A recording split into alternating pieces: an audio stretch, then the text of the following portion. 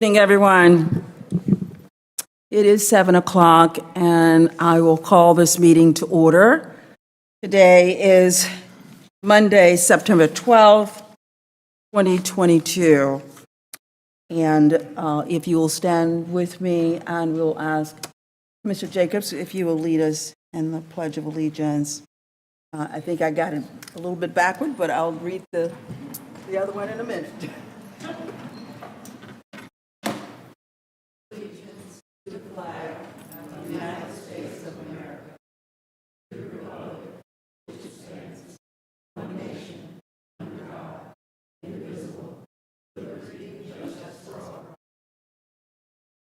Thank you. So I got a little ahead of myself there, but I will read the public charge at this time.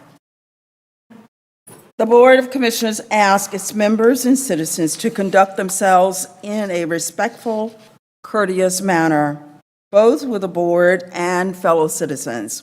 At any time, should any member of the board or any citizen fail to observe this public charge, the chair will ask the offending person to leave the meeting until that individual regains personal control. Should decorum fail to be restored, the chair will recess the meeting until such time that a genuine commitment to the charge is observed. Are there any agenda adjustments, commissioners? Hearing none, I will ask our clerk, Ms. Wallace. She will read our announcements. Good evening. I will read the announcements that are published in our agenda tonight. Some of the websites will be available, well, all of the websites or links will be available on our county website. ECO Public Health COVID-19 Vaccination Clinic Hours. The walk-in COVID-19 Vaccination Clinic at Durham County Department of Public Health, located at 414 East Main Street, have the following hours to get your free vaccine: Monday, Wednesday, Thursday, and Friday, 9 a.m. to 4 p.m., and Tuesdays, 9 a.m. to 5:30 p.m. New booster shots are available. Please note that the clinics are closed between 11:30 a.m. and 1 p.m. daily. Please visit the decopublichealth.org/COVID vaccine site or call 919-560-9217 for additional information. Durham Low Income Homeowners Relief Program, LIHR. The new and improved LIHR is here. It provides property tax help on current taxes for eligible homeowners. Tax assistance is based upon a 3-tiered income model and other improvements. You can apply between August 1st, 2022 and January 31st, 2023. Please visit dconc.gov/DSS or call 919-560-8000 for an appointment. Children's vaccine event is being held on September 15th. The Durham County Department of Public Health wants all children in our community to get caught up on vaccines required for school. They will be holding the final Childhood Vaccination Day at the Health Services Building on Thursday, September 15th. Vaccines will be given at Clinic 6 on the first floor. Please call 560-7608 to schedule your appointment. Durham Food Security Network, interested in helping unite efforts in transforming systems to ensure that all people have access to enough safe and nutritious food. Join the Food Security Network to help create a food system that is equitable, resilient, and sustainable. There is a website that you can sign up to join in on the conversation. Women's Health Awareness 2022 Conference. Register for the Women's Health Awareness Conference. Your job is your health. It's being held on Saturday, September 17th from 10 a.m. to 4 p.m. at North Carolina Central University Student Center. There is a link to register for this conference. A walk in honor of Vietnam veterans. The Men's Health Council of the Durham County Department of Public Health invites everyone to a walk in honor of Vietnam veterans on Saturday, September 17th from 9 till 10 a.m. at 500 West Murray Avenue. The guest speaker will be Sergeant Gerard Belton. He is a designer of the Vietnam Veterans Living Memorial. If you have additional questions, please contact Joyce Page at jpage@dconc.gov. Fall Ball for All at North Regional Library. Join us at North Regional for a fall extravaganza on Wednesday, September 21st from 5 till 7 p.m. Spend the evening together crafting, playing games, and face painting. A limited number of hot dogs will be available for dinner. First come, first serve. Come meet community partners and learn about great library resources. The event is free with activities for children, teens, and adults. You can find out additional information at the Durham County Library website. Safe School Summit 2022. Join Durham Public Schools, Durham law enforcement agencies, and Durham emergency management teams to learn about plans for maintaining safe schools. The summits will be held on Monday, September 19th from 6 to 7:30 at Jordan High School, and Monday, September 26th from 6 to 7:30 at Southern School of Energy and Sustainability. The event is free and you do have to register. There is a link on the website. Next, Sheriff Speak Series is held on September 27th. Join Durham County Sheriff Clarence Burkhead and Stephanie S. She's the JD Domestic Violence Specialist, Court Programs Division, and Deputy L. Hamlet, Durham County Sheriff's Office Detention Domestic Violence, as they host a community discussion on domestic violence. The session will be held on Tuesday, September 27th at 5:30 at the main library located on 300 North Roxborough Street. Everyone is invited to attend, and if you have questions, please contact pio@durhamsheriff.org. And lastly, sample ballots for 2022 general election available. Sample ballots for the November 8th, 2022 election are available for the North Carolina State Board of Elections. To find out how to view your specific sample ballot, please visit decovotes.com. That concludes the announcements in our agenda. Thank you, Ms. Wallace, for reading those for us. I have a couple of things that I would like for a moment of silence. 9/11 and all the families and loved ones that were affected by and impacted by 9/11, and also our beloved Attorney Lowell Seiler that passed away. If we could just have a moment of silence honoring the 9/11 victims and the ones in our country that was impacted, and also a loved one of this county, our county government, and of this community, Attorney Lowell Seiler.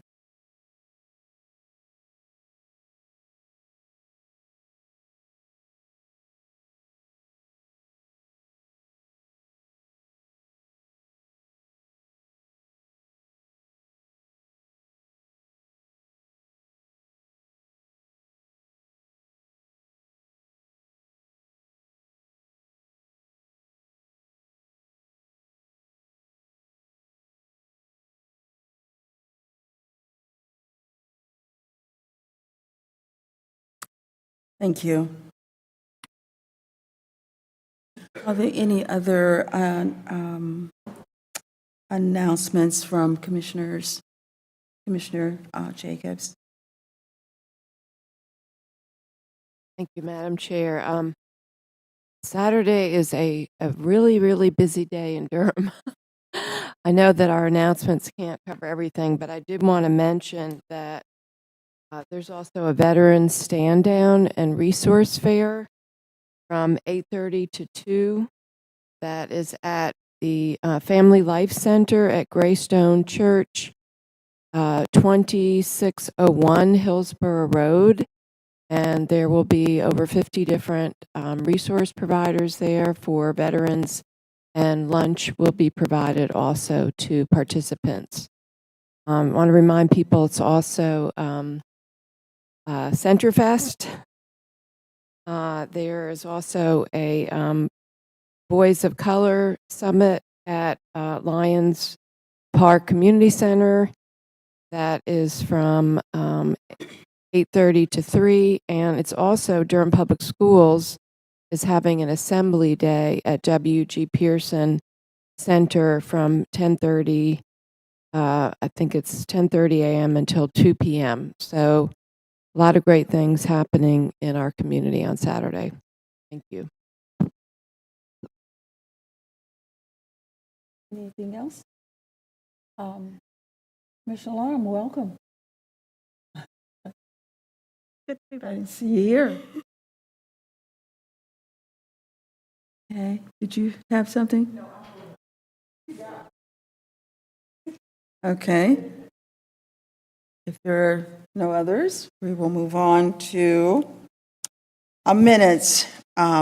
Commissioners, we have before us August 11th work session and August 8th and 22nd of 2022, regular session minutes. Are there any comments, any edits of those minutes? If none, I will accept a motion for approval. Madam Chair, I make a motion that we approve the minute stated, date that's stated. I'm sorry. Madam Chair, I make a motion that we approve the minute. Thank you. Second that motion. Second. Moved in second. It has been moved and properly second. Roll call by the clerk. Commissioner Alon. Aye. Commissioner Burns. Aye. Commissioner Carter. Aye. Vice Chair Jacobs. Aye. And Chair Howerton. Aye. Minutes have been approved unanimously. The next are our ceremonial items, Commissioners. The first one is 220515, a proclamation on our National Recovery Month. The board is requested to proclaim September as National Recovery Month, and we have Michelle McKinney from Recovery Community of Durham here to share comments and events after the proclamation is read. And I've asked Commissioner Carter if she will read that for us. Yes, I would be pleased to do so. Durham Board of County Commissioners Proclamation, National Recovery Month 2022. Whereas behavioral health is now recognized as an essential part of one's overall health and well-being, and whereas the cost of not encouraging mental health and substance use recovery is significant for individuals, families, neighborhoods, and the community at large, and whereas recovery from mental and substance use disorders occurs every day through a variety of prevention, recovery support resources, and treatment programs, people in recovery strive to achieve healthy lifestyles, stable homes, meaningful daily activities, stronger neighborhoods, and contribute in positive ways to the larger community. And whereas the burden of mental illness in the United States is among the highest of all diseases, and mental disorders are among the most common causes of disability. Recent figures suggest that approximately 1 in 4 adults in the United States had a mental health disorder in the past year, and 1 in 17 had a serious mental illness. Mental health disorders also affect children and adolescents at an increasingly alarming rate. People, including children and adolescents, with untreated mental health disorders are at a high risk for many unhealthy and unsafe behaviors, including alcohol or drug misuse, violent or self-destructive behavior, and suicide.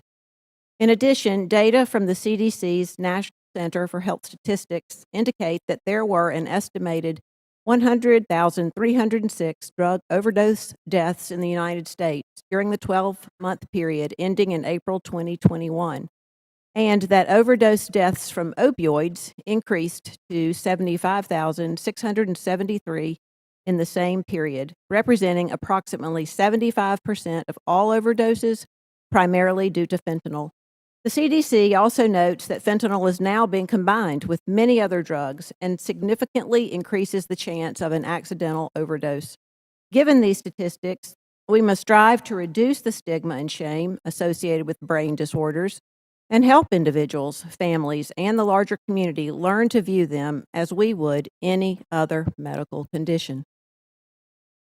Whereas, to help more people achieve and sustain long-term recovery, the U.S. Department of Health and Human Services, the Substance Abuse and Mental Health Services Administration, and the recovery community of Durham invite all residents of Durham County, North Carolina, to participate in National Recovery Month.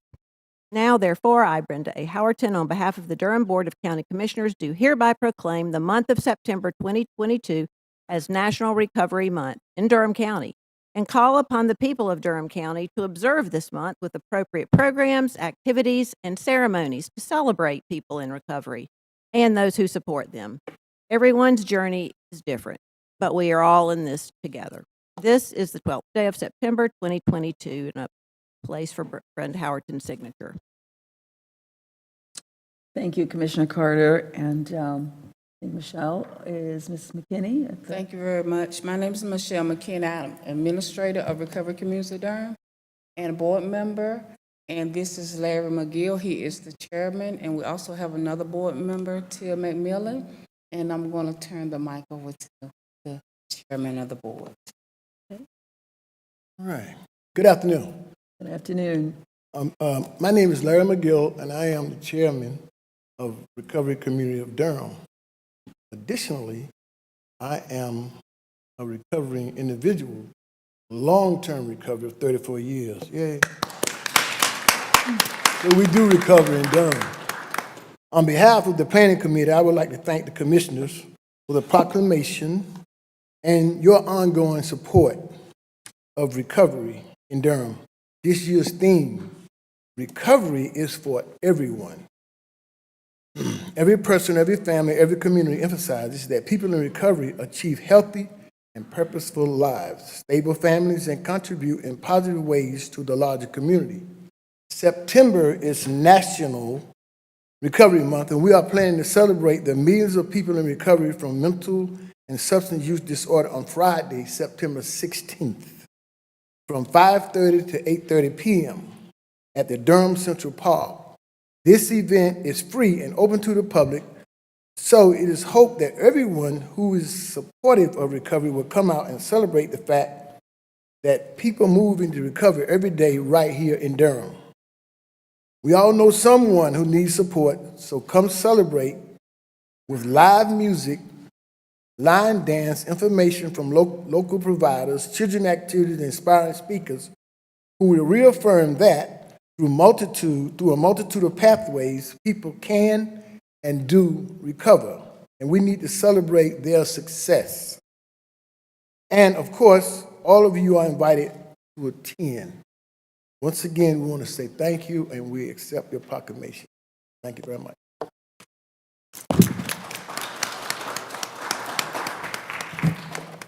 Hey, thank you so much. We appreciate it. And commissioners, we have to go and line dance.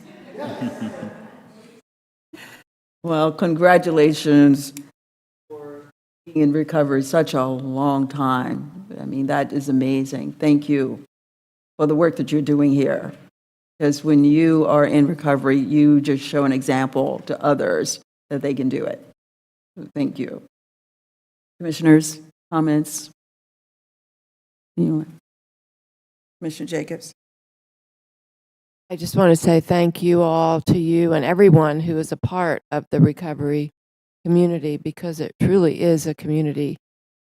Your event is one of my favorite things to attend every year, because it's such a celebration of people in our community who are recovering and all the support organizations as well. So thank you. I think there's no one here in this room that does not have a family member who is in recovery in one way or another. So it is something that we all share in. So thank you again. Commissioner Carter?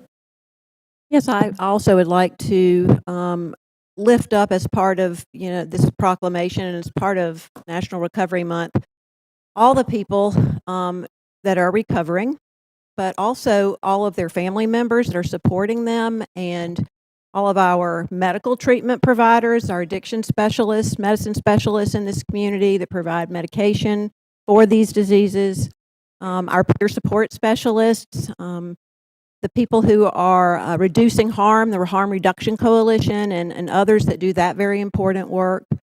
Housing providers that are low barrier and provide housing opportunities for people who are working towards recovery. Employment specialists who provide support.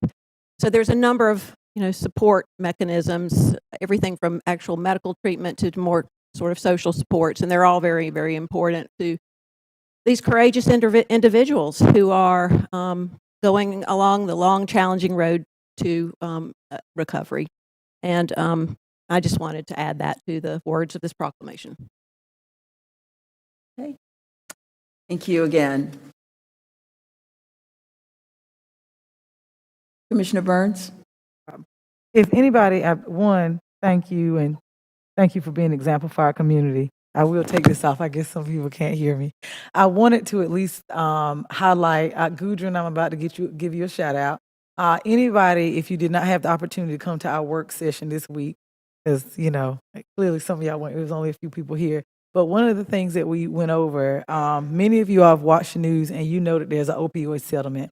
And there's an amount that's coming to Durham. While it is not a humongous amount in the grand scheme of things, it is a significant investment. And one of the things that I'm really proud of is that I get to sit on a board with individuals who recognize that investment on the front end is important as opposed to that investment on the back end, right? We want to help people up the river before incarceration, before homelessness. So we had an opportunity to look at some of the abatement strategies that the state has and that the attorney generals have. And I'm looking at some of them now. It's like recovery support, housing, employment, early intervention, reentry programs. So there's 12 of them. The beautiful thing that our staff was able to do, and this is where Gudrun comes in, these 12 kind of sort of categories, she took and she broke down what services we have in Durham that fall under each one of those caveats. The beautiful thing was Durham has a multitude of programs, and they're mapping it, but haven't mapped all of it. But in this space, in this place for our residents, there is a lot of support, and I'm just happy that we have additional money. We're an example to a lot of other communities, and I do know that we all suggested that they put some of that on the website. So for some of you all who might not be familiar with recovery, be familiar with the opioid crisis, he said it best. He said, this is going to help everybody. I don't want us to be very tunnel vision about, well, opioids are just about one person. This is very much so a rising tide lifts all ships. The investment that we're going to make is going to help individuals who are on crack. The investments that we make are going to help those on cocaine and those dealing with alcoholism. So when this funding comes, I don't want people to say, oh, well, this is just about opioid. It is about everybody, and we're trying to save everybody in Durham. And so be on the lookout for that as we continue to plan. That's all I have.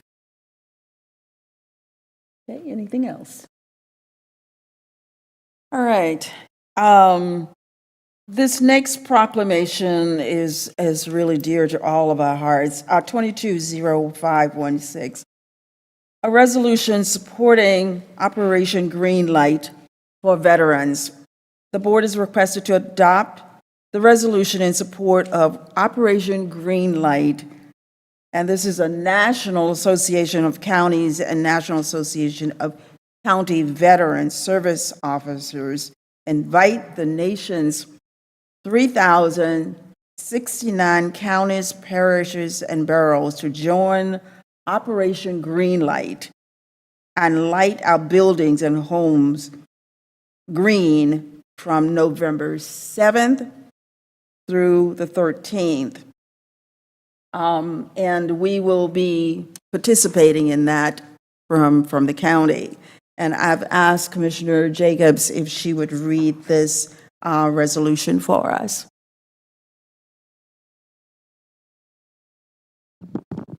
Thank you, Madam Chair. Whereas Durham County residents have great respect, admiration, and the utmost gratitude for all of the men and women who have selflessly served our nation and this community in the armed forces. And whereas the sacrifices and contributions of the men and women who served in the armed forces have been vital in maintaining the freedoms and way of life enjoyed by our community.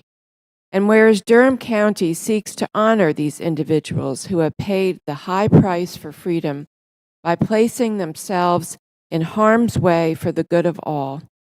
And whereas veterans continue to serve our community in the American Legion, Veterans of Foreign Wars, religious groups, civil service, and by functioning as county veteran service officers in 29 states to help fellow former service members access more than $52 billion worth of federal health, disability, and compensation benefits each year.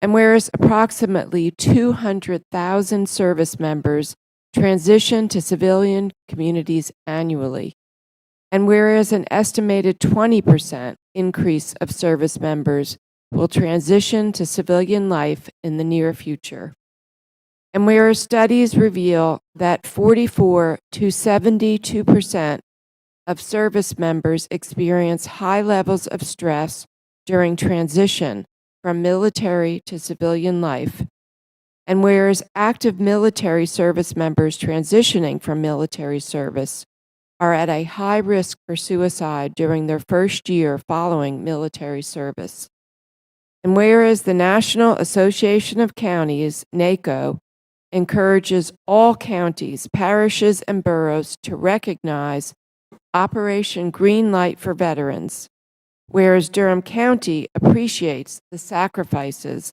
of our United States military personnel and believes specific recognition should be granted. Now, therefore, be it resolved that we, the Durham Board of County Commissioners, hereby declare that October through Veterans Day, November 11th, 2022, as a time to salute and honor the service and sacrifice of our men and women in uniform transitioning from active service. Be it further resolved that in observance of Operation Green Light, Durham County encourages its citizens in patriotic tradition to recognize the importance of honoring all those who made immeasurable sacrifices to preserve freedom by displaying a green light in a window of their place of business or residence. This, the 12th day of September 2022, all of the members of the Board of County Commissioners. Thank you. Thank you, Commissioner Jacobs, for reading that. If we have veterans in the audience, would you please stand? Any veterans that are here, please stand.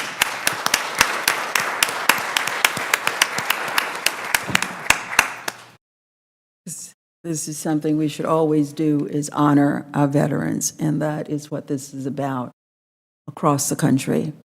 And when the Board of Directors of the National Association of Counties brought it up, there was no debate. Everybody just got on board. So, comments from other commissioners. Commissioner Burns. Mine is relatively quick. I know that we brought up during our announcements that there was a walk in honor of veterans this Saturday, and the other one that we were going to give was the resource fair and stand down, and that one was given by Commissioner Jacobs. But you know, good things come in threes, so there's a third event on the 17th that's open. Marine Corporal Sharp was injured by IED while he was serving in Iraq, and Homes for Our Troops actually built him a specially designed home that's adaptable to his handicapableness. We're not even going to say handicap. And the beautiful thing is, I remember when they made the announcement, and it's in Durham, so this Saturday, he is having his key ceremony. So he is getting the key to his brand new home.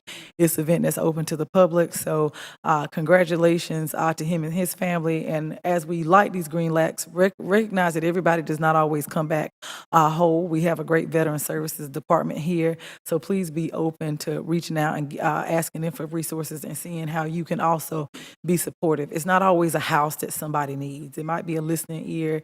It might be family support. So I do hope that you all can take part in one of these three events. Anyone else? Okay. So we'll move on to our next proclamation, 220561, World Alzheimer's and Dementia Awareness Day, and the board is requested to proclaim September 21st as World Alzheimer and Dementia Awareness Day. And we have Jean Gordon, Assistant Director of Aging and Adult Services, here to speak about any events being held after the proclamation is read. And Commissioner Burns will read that one for us. World Alzheimer's and Dementia Awareness Day 2022. Whereas September 21st is World Alzheimer's and Dementia Awareness Day, and whereas dementia is a syndrome in which there is deterioration in memory, thinking, behavior, and the ability to perform everyday activities, Alzheimer's is the most common cause of dementia. And whereas dementia is the 7th leading cause of death worldwide and the 6th leading cause of death in North Carolina, and whereas there is no known treatment currently available to cure dementia or to alter its progressive course, care and support can be given to enhance the quality of life and well-being of persons with dementia. And whereas Durham County supports the vision of a dementia-inclusive community where all persons with dementia are valued and fully supported in their pursuit of quality of life and well-being, and whereas Durham County invites you to join in partnerships, collaborations, and advocacy efforts to promote well-being, inclusion, and health equity for persons with dementia. Now, therefore, be it resolved, I, Brenda Howerton, Chair of the Durham Board of County Commissioners, and on behalf of the Durham Board of Commissioners, do hereby proclaim September 21st, 2022 as World Alzheimer's and Dementia Awareness Day in Durham County, North Carolina. We commend this observance and urge everyone to join with Dementia Inclusive Incorporated to honor older adults with dementia on September 21st and throughout this year. This is the 12th day of September 2022. Thank you, Commissioner Burns. And I believe we have Susan, is it Susan? Susan is here rather than Jeannie. Hi. My name is Susan Sewell. I'm a board member of the Dementia Inclusive Incorporated nonprofit working to help make Durham an inclusive community for those living with dementia and their caregivers. Should I pause? The train wants to compete for your voice. On the board, I represent families living with dementia. Thank you for issuing this proclamation, bringing attention to dementia as a community concern. We are joining thousands of cities all over the world participating in this international event. I am the daughter and granddaughter of women diagnosed with Alzheimer's. My mother, Mary Lou Sewell, was diagnosed with Alzheimer's in 2006 and moved to Durham so that I could be her caregiver. We knew what was coming as Mary Lou had cared for her mother, who also had been diagnosed with Alzheimer's years earlier.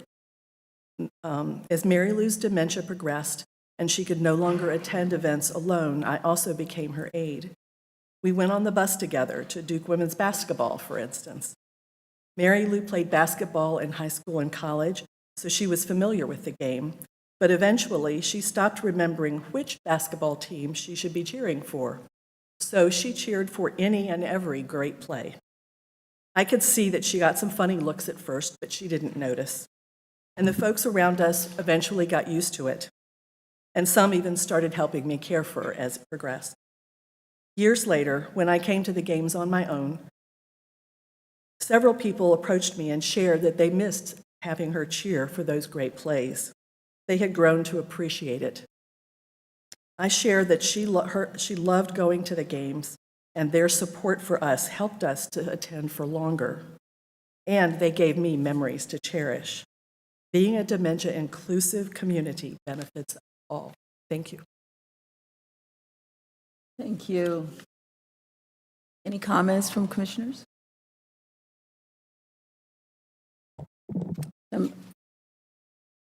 Commissioner Carter, or did I see Commissioner Long's hand? Carter. I'd like to first thank Susan for sharing that with us. What a wonderful tribute. And it really connects us to the challenges and the joys of caring for people with dementia and Alzheimer's disease. And it also reminds me of what I think is something we should lift up as being super important, and that is being sure that an accurate diagnosis is made of the type of dementia because Alzheimer's is perhaps the most common cause of dementia, but there are many other types of dementia as well. And the way we respond to those, either whether it be treatment or various levels of support, may differ. So that would be the critical first step, I think. So I wanted to say that and want to just link myself with this celebration for this month. Thank you. Commissioner Jacobs? Thank you. And I also want to thank Susan for being here as a representative of Dementia Inclusive Incorporated. I'm actually chair of that board. And Janine Gordon, we're lucky to have her on that board as well. But it is an organization that is committed to the vision of Durham being a dementia inclusive community, just as we said. We know that there are at least, and we don't know the exact numbers, but more than 6,000 people in our community who are living with dementia. And similar to our conversation about recovery, that means we also need to be thinking about the caregivers and family members who are also impacted. And so that is the vision and the goal, as Susan shared so beautifully, to something else that impacts everybody, but for us to be a truly the welcoming, inclusive community that we all want, where everyone is supported and welcomed and celebrated. So thank you. And thank you again, Susan. You know, when we think about, you know, it's like when you're young, you don't think about things like that. When you get older, you think about it, because it's kind of like you don't get out of this life without dying. Very few of us will get out of this life without having dementia or Alzheimer's, one or the other. So it's something that we think about a little bit more the older we get. So thank you. All right, Commissioners, we are down to our consent agenda, and for the community, these are items that the board has discussed, and staff has presented information we've gone over. And if there are any items to be pulled, as I will, I know that there's one, but I'm going to go through a couple of these. If you have any that you want to pull, Commissioners, we can pull those and put them at the bottom of the agenda. The first one is 220440, approval of the 22-23 contract with DPS Foundation for Bull City Community Schools Project. 220479, local assistance for stormwater infrastructure investment application resolution. 220492, budget ordinance amendment number 23 BCC 00021, public health, to recognize $20,000 from North Carolina Department of Health and Human Service Division of Public Health to support a regional tobacco-free collaboration and implement a tobacco prevention and control action plan. 220493, BOCC review of 2022 Edward Bryan Memorial Justice Assistance Grant application. I have one, 220508, in a local agreement between Durham County and the City of Durham for the Department of Social Services to administer the local income homeowners relief program. I've got that one circled to pull. So I will pull that one, and the citizen that want to speak on that one as soon as we go through the others.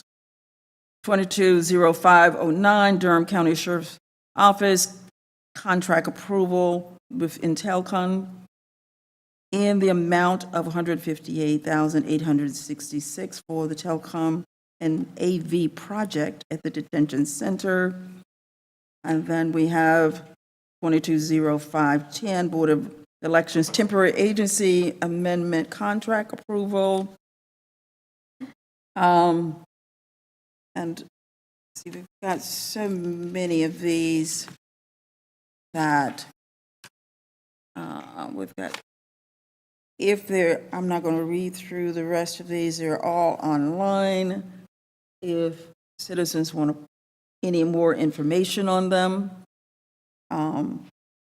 they can go online and find them. If there are any questions that you have for us now, feel free to at least pull the items and we can have those conversations. Otherwise, I'm going to ask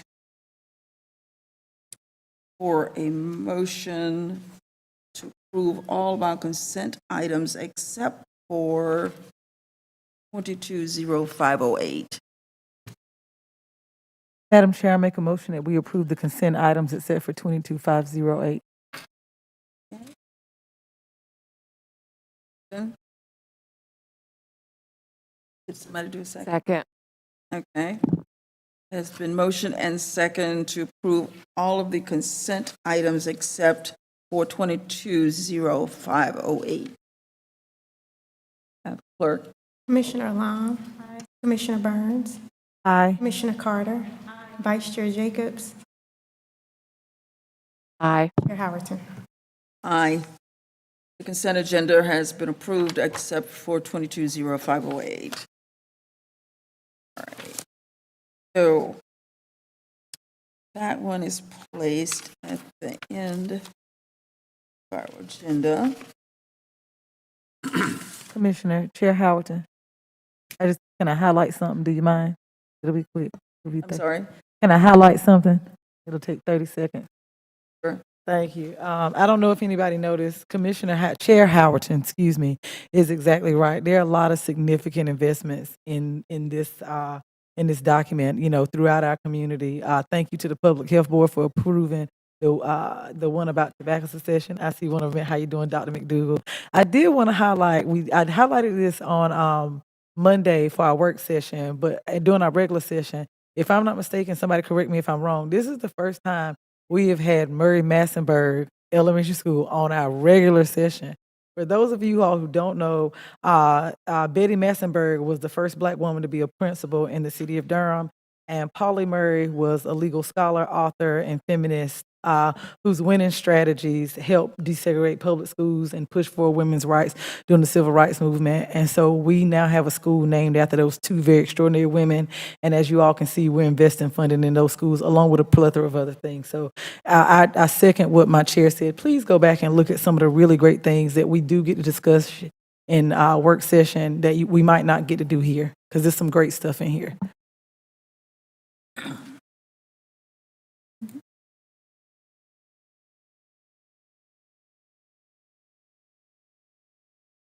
Okay.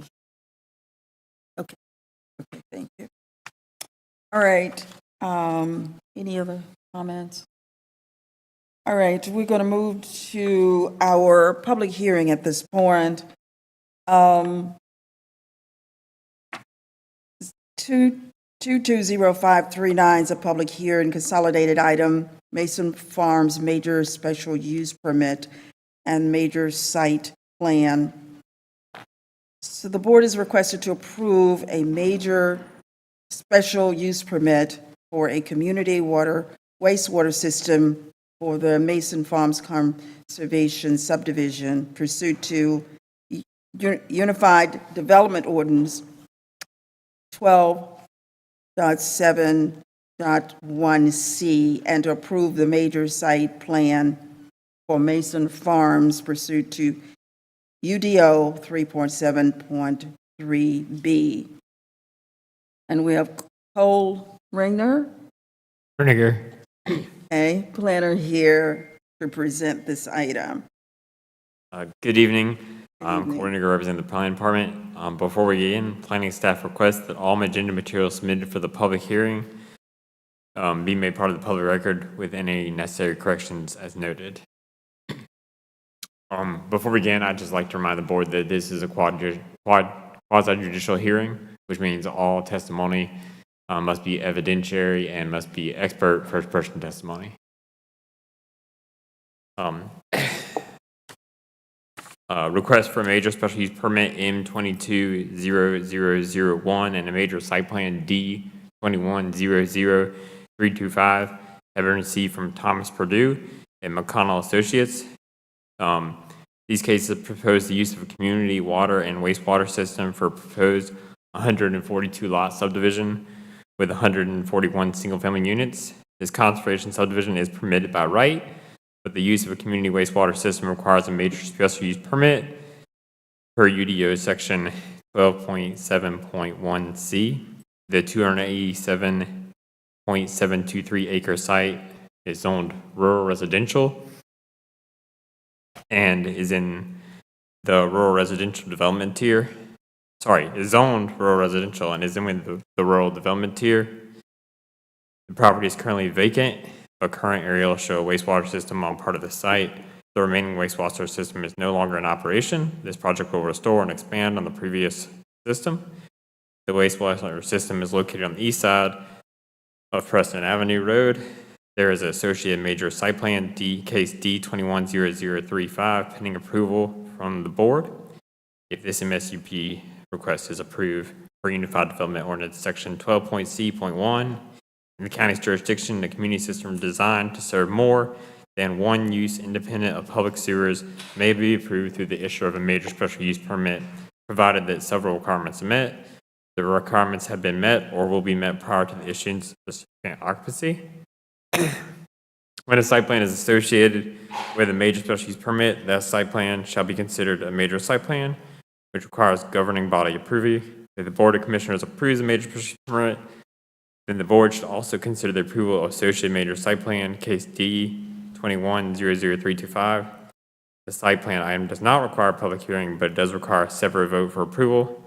If the board elects to deny the major special use permit, the associated major site plan should not be approved, as the site plan would not be in compliance with applicable UDO standards. For UDO section 3.9.8, there are 4 general findings and 13 review factors that must be addressed in order to grant the use permit. The findings and review factors are identified in the staff report, attachment 3, and the application subattachment 3A.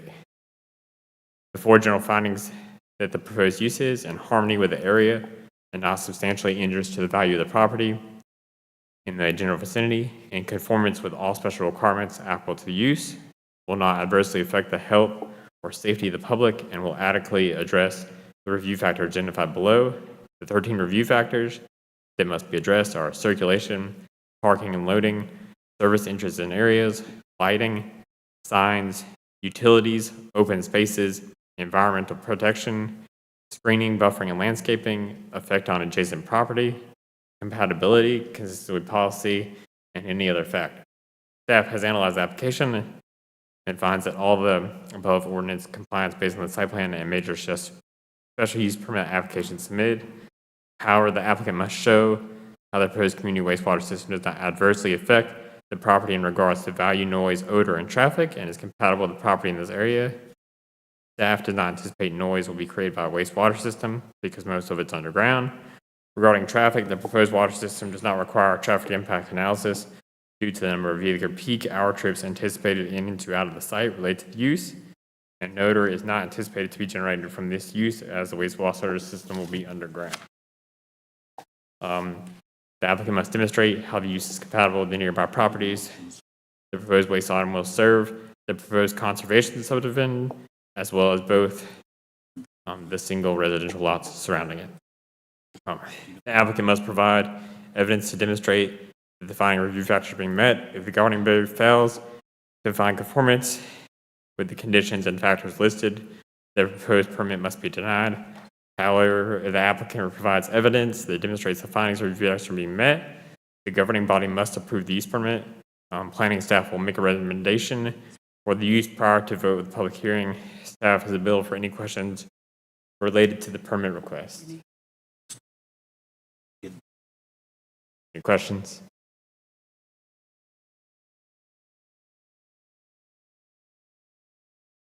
Okay. Are there any questions for staff from the commissioners? Commissioner Jacobs? Thank you. Yeah, I have a number of questions. One is, could you please explain, I mean for the board, but also for the public, what is meant by that first of all, the development itself, what is allowed by right? What is meant by that? If you could explain that. Okay, That's my first so question. a conservation subdivision is allowed by right in this area, which means that our ordinance allows this type of development in this area. The community wastewater system is what requires the major special use permit. There was a neighborhood meeting a while ago to approve about this and to just describe what it was. So the whole area itself is allowed to have conservation subdivisions, but the wastewater system is what has to be approved by the board. Right. Okay. So just to clarify that this development, it could be by right developed in a traditional way, which is basically dividing up the 287.723 acres into individual lots, which would each have an individual well and an individual septic system. Correct. There would be probably some design changes due to certain things with the community wastewater system, such as lot size, and the amount of open space that would be required. Okay, but the difference is the way the land is going to be used, and also the design, and the fact that there will be community system versus the individual systems. Is that correct? Correct. Okay. And could you explain what a conservation subdivision is? Yeah. So a conservation subdivision is a subdivision in Durham County. Basically, there's several reasons why you could do a conservation subdivision. Basically, you're required to have 50% of the open space of an area, tract of land or development, that has to be either dedicated to primary conservation area or a secondary conservation. 80% has to be primary, which would include, streams, hardwood forests, those kind of things. And then secondary conservation could be just forested areas or open space, fields. So 80% has to be primary and 20 has to be secondary conservation. I'm sorry, I recognize you have on a mask, and because I have on one too, but any clarity, any closer you could get would be helpful, because I know that there are a lot of people interested in this issue, so. Okay, I do. sorry about that. There we go, there we go. Yes. Okay, so if I could respectfully request that, could you repeat the answer to Commissioner Jacobs' question? Yes, I can. There you go. Do you want me to answer both questions or just? I think if they didn't hear, then Okay. you need to. So the first question was, what is a conservation subdivision? A conservation subdivision is a subdivision in which 50% of the development has to be contributed to open space. So if it's in this acre, it's about 287 acres. So half that would have to be open space. I know the applicant's providing a little over that. And it has to be 80% of that open space has to be primary conservation and 20% has to be secondary conservation. Primary conservation consists of streams, hardwood forest, large open space areas, and secondary is more like open space and fields, that kind of stuff. More or less dense open space, but still open space. Farmland is a secondary conservation area, that kind of stuff. Thank you. And could you explain so the conservation subdivision ordinance is also by right, and could you or Sarah explain why did Durham County come up with this ordinance? What's the purpose of it? Good evening, Commissioners. Sarah Young with the Planning Department. The Conservation Subdivision Ordinance is intended to really incentivize the preservation of environmentally sensitive land, of open space and farmland in the county. And so it essentially allows a similar amount of units to what is allowed by right. And by right, it means folks can develop according to the rules in the ordinance without having to seek additional approval from an elected body such as yourselves. So that's what we mean when we say by right development. So the purpose of the Conservation Subdivision is to allow those same or similar amount of units to, instead of being dispersed throughout a large tract of land, to be concentrated on one part of the site, to allow the preservation of larger amounts of contiguous open space in trade. So it has some environmental benefits. It certainly has, I think, benefits in terms of habitat preservation and also aesthetics of maintaining a rural character in some of our rural areas. Does that answer your question? Yes. Could you also tell us where there are existing conservation subdivisions in Durham, or give how many, or where are they? Sure. We have conservation subdivisions in the northern part of the county. We have conservation subdivisions, at least pending ones, I think, in the southeastern part of the county. But we have, I did a quick search earlier, I don't know, right off the top of my head, probably 15 maybe conservation subdivisions throughout the county. Okay. And can you tell us a little bit about community systems, community water and septic systems, and what are the pros and cons of that, and where do we also have those in existence already? So typically, rural development ends up being by right with individual well and individual septic, meaning it is designed to support one house on one lot. So community-wide systems, whether it's shared well infrastructure or a wastewater system like what is being asked for this evening, have some benefits of, in general, and I'm not an expert, so this is what my knowledge is kind of secondhand in this space, is that they do have ecological benefits in that they are monitored regularly as opposed to individual septic systems, for instance. There are reporting requirements that happen with these larger community-wide systems. So generally, they're regarded as a better alternative in terms of long-term safety and environmental friendliness. And can you give us some examples of where there are community systems? I know there's some community wells up in Rougemont. I don't know, the predecessor to this particular case was, I think, maybe the only community wastewater system that I'm familiar with. Thank you. Yes, the county is we have implemented a community well in Rougemont. And I believe the Red Mountain community that we visited on National Night Out has one too that I'm aware of. Okay. Thank you. I have some other questions, but I'll wait and let other commissioners ask their questions. Yeah, let me have a follow-up question about the septic tanks. So are the same requirements for just a regular septic tank? Would the same requirements be for this? And I'm not an expert, but I can tell you that the requirements for individual septic systems are not the same as for a community-wide system. And I think that there's probably folks that are experts in this field that could speak on that tonight. Thank you. Commissioner Burns? I only have two. It is almost kismet. My little sister is here tonight, and so she can attest a little bit to what I'm about to say. I want clarity on like two things. So there are a lot of words in here. There's a lot of information in here, and I'm happy that we're doing a public hearing so that people can get questions answered. Because I think a lot of times when we do development, people, they see so much proliferation of it. Everything that's in here seems like it's a new development. So I did want to get some clarity about this since the other portion is maybe quasi-judicial and a lot of this has to go through the Planning Commission. We're essentially in a position to approve or not approve a community water system, correct? Yes or no? This is for a community wastewater. Wastewater. Thank you. Help me out. There we go. Yes. So that is what we're here to do in this space as opposed to an entire development. So I did want to, set something foundationally.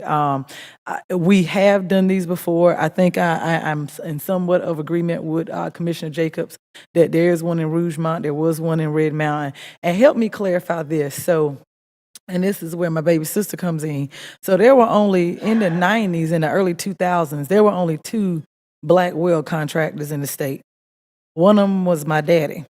his crew was me and that one over there. So I know how difficult it is to put down a well. It was good money then. I'm pretty sure we broke some child labor laws, but we put down wells on the weekend. It is a lot more difficult to put down wells in this region of the state.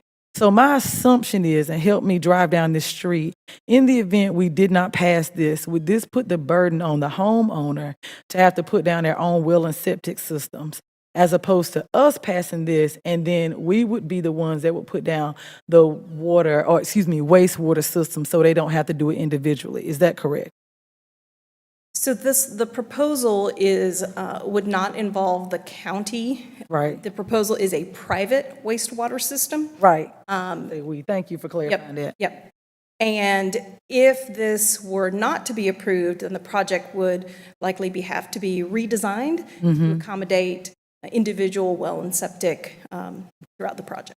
For each house, as opposed to one that's communal. And I did say too, my last one, in the beginning, he did say that this was quasi-judicial. For those in the audience who don't know what that is, can we get a definition so that people have a baseline for what we mean by expert testimony? That was, Please allow the attorney to get into that conversation. oh, I didn't know. Okay. No, I'm good. Okay. It was just a question. That's fair. We Thank good. you. And we'll do that, we'll get into that legal terminology, the attorney will get into that after we allow the public to speak. Those were my questions. Thank you. All right. Commissioner Carter? Yes. I just want to be sure that I'm understanding our charge here and what the situation is. So we're going to conduct a quasi-judicial hearing, and we're going to listen to evidence. You presented evidence to us. And we're going to determine whether the evidence shows that this community wastewater system meets all of the standards that are required. And those are all listed in Attachment A. Right, so those are the facts of the findings and the 13 review factors that were. Okay. Those 13 review factors, I was calling those standards, same thing. And the four above. Oh, okay, and the four broader ones, right. And so one important review criteria seems to be, does the development's proposed wastewater system provide improved treatment compared to on-site septic or spray irrigation treatment systems? Is the answer to that yes? Well, I'll let the applicant discuss those questions because they're the ones that have to provide that evidence. Is it this? No, we'll have to open the public hearing, and we haven't done that yet. Yes, please. Okay, can I ask a question then about, because I think what I heard you say when you were presenting this topic to us was that if the evidence supports the review criteria, we have to vote yes for the special use permit. Is that correct? Yes. Cut and dry. Which is why I asked the other question. Okay, Commissioner Lam? Thank you. Thank you so much. I had a question following up kind of on what Commissioner Burns started to mention, that of what we're actually discussing and voting on here today versus what the city will vote and approve on the development of.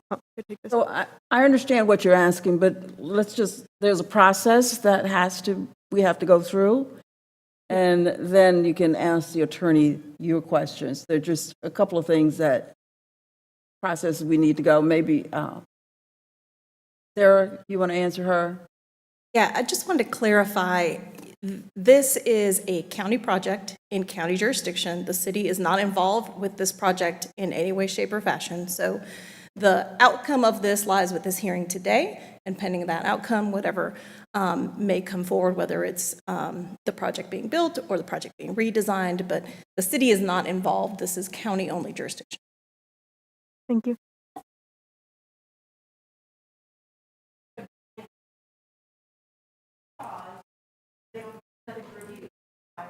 Right, it did not go to planning commission. I can't hear you. I didn't hear you. Yeah. Okay, did you finish? Okay. It might get clear if we go ahead and have the public hearing, so that you can hear from citizens. Is that okay? All right. So why don't we, I will entertain a motion for the public hearing. I make a motion that we open the public hearing. Second. Okay. And verbal vote. Commissioner Alon. Aye. Commissioner Burns. Aye. Commissioner Carter. Vice Chair Jacobs. Aye. Chair Howerton. Aye. Now we are in public, for public comments. We are for public hearing, and we have speakers. And I will start with the first three. And which, They gotta be sworn. Matt. yes, Be sworn. attorney. They have to be sworn. All the witnesses have to be sworn. All the witnesses have to be sworn in? Okay, so we're just going to have to call one at a time. Okay? And who's going to do the swearing in? I can do it. Would you do that? Okay. So the first one is Patrick Biker. Mr. County Attorney, for the sake of efficiency, our whole team can be sworn in right now to save time as we proceed through the public hearing. Is that okay with you, Madam Chair? I'm sorry? To swear all the witnesses at one time, is that okay with you? That would be great. Yeah. And do you want to explain to the public what that means now, or do you want to do it later? Probably ought to do it now. Which works. Okay. It's a simple definition. Quasi-judicial mean that this is not a judicial body, it's not a court of law, but they do have power to interpret the law as it applies to this hearing. I think I'm right about that. Okay. Are these your witnesses? So all of you that are speaking on this issue, would you please stand and raise your hand? I got more, 1, 2, 3, 4, I've got more than 5 signatures signed here. 0, 3, 9, 1, 2, 3, 4, 5, 6, 0, 3, 9. What is that on? They're all the signs? Okay, so are all of you not speaking? You just are just here? You signed up to speak, so are you all speaking or not? Okay. All right, so we got Patrick Biker. Is that Cornell, Perdue, Smith, Jarvis Martin, Ross, Kathleen Ross, Freeman, Turner, Andrews. Are all of you speaking? Okay, then you need to raise your hand so the attorney can swear you in. Raise your right hand, please. Do all of you swear to tell the truth and nothing but the truth, so help you God? You're sworn.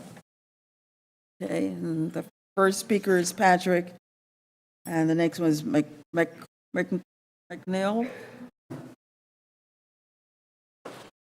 Good evening, Chair Howerton, Vice Chair Jacobs, members of the board. My name is Patrick Biker with Morningstar Law Group. Our office address is 700 West Main Street.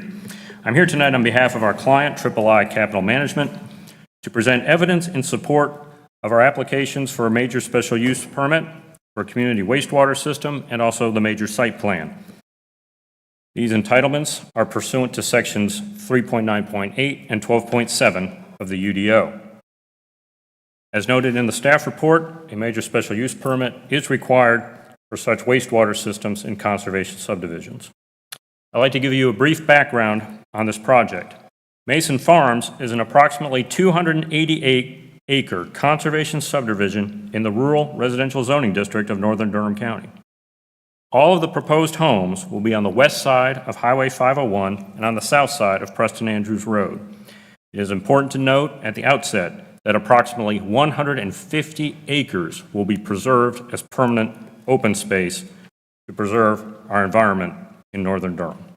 I want to emphasize at the outset that this board unanimously approved the same number of homes on this acreage back on August 10, 2015. That project was called Wet Rock Farms. Long story short, the unique on-site farming concept did not work. And my client essentially acquired this acreage through a deed in lieu of foreclosure because my client was the lender for the previous Wet Rock Farms developer. The Wet Rock Farms development was started and then stalled due to problems with the sale of lots for new homes. With no revenue coming in, Wet Rock Farms failed. However, there are road improvements that have been built, and approximately 55 out of the 141 house lots have already been platted, but those will be reconfigured under the site plan that's before the board tonight. Mason Farms is a project that the county will be proud of, and it will stand as a fine example of environmentally sensitive green development that will emphasize the reuse of wastewater on site within this new neighborhood. Please keep in mind that development in this section of Durham County cannot exceed 6% impervious surface. Of course, our team is following that mandate, but to put it into real numbers, out of the 288 acres that the board is considering tonight, only 17 acres will be impervious surface. 271 will remain pervious. I'd like to give a brief forecast of the evidence that the board will hear tonight. In keeping with the unique concept underlying Mason Farms Conservation Subdivision, we are proposing an innovative community wastewater system that utilizes proven technology to minimize environmental impacts while ensuring residents enjoy a safe, reliable supply of drinking water and efficient wastewater disposal. This system and our major site plan require a major special use permit, which is referenced in your agenda tonight as case number M22000001, and our site plan is D2100325. Mr. Biker, would you wrap up your comments, please? Oh, I'm sorry, Madam Chair, with a quasi-judicial, there should not be a time limit due to due process standards under North Carolina state law. So there's not a time limit? Not for the applicant. If you wish to impose time limits on lay witnesses, that is the chair's prerogative. But for the applicant team, we have to present evidence on all the findings that Mr. Reniger referred to, and that takes a certain amount of time. We will endeavor to be as efficient as possible. Thank you. How much time do you think you'll take? I just need another minute or two for myself, and then I'll turn it over to our expert witnesses. But again, they have to cover the standards in the UDO regardless of how long it takes them to do that. Okay. And again, this is very similar to how the Board of, or it's identical to how the Board of Adjustment would evaluate. You don't take me all night, okay? No, ma'am. All right, gotcha. Nobody wants to go home more than I do. Flew home at midnight last night. All right. Thank you. The applicant will demonstrate its compliance with the requirements of the UDO this evening through exhibits and the testimony of the following witnesses, each of whom is an expert in his field.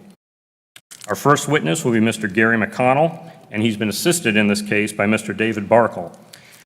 These were our project engineers with Mcconnell and Associates, and they designed the water and wastewater systems that are before you this evening. Mr. Mcconnell will describe how these systems work and provide testimony on these issues for approval of the special use permit. Mr. McConnell's resume is Exhibit A, and Mr. Barkle is Exhibit B. After that, Mr. Thomas Perdue will provide testimony on how the site plan for this conservation subdivision meets all the relevant UDO requirements. His resume is Exhibit C. Next, Ms. Mary Lynn Smith, a traffic engineer with Ramey Kemp and Associates, will address how the application meets the criteria of the UDO relating to traffic issues. She is Exhibit D. And then last, Mr. Jarvis Martin is a state-certified real estate appraiser who will address the UDO requirements relating to property values. Madam Chair, Mr. Attorney, may I approach with copies of our expert witnesses for introduction into the record? Thank you.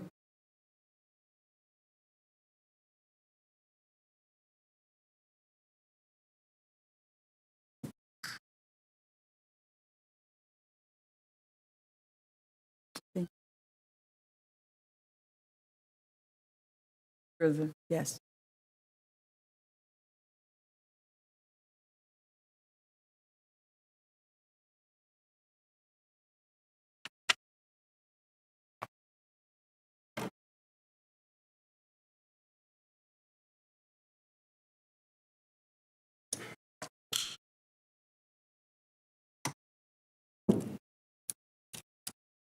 I remember the good old days.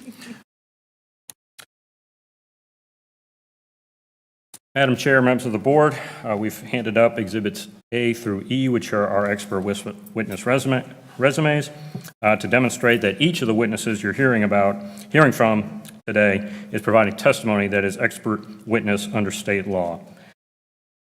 We've also included in there, to illustrate our expert's testimony, a colorized version of our site plan and a colorized version of the former Wet Rock site plan. So as you consider the evidence, please keep in mind the legal standards. Again, it is the applicant's burden. Our team has to show that it meets each of the standards in the UDO through the introduction of competent, substantial, and material evidence. If the applicant meets this burden, it is entitled to the issuance of the requested permit. This is an important point because a special use is a permitted use provided the applicant establishes certain facts through the evidence.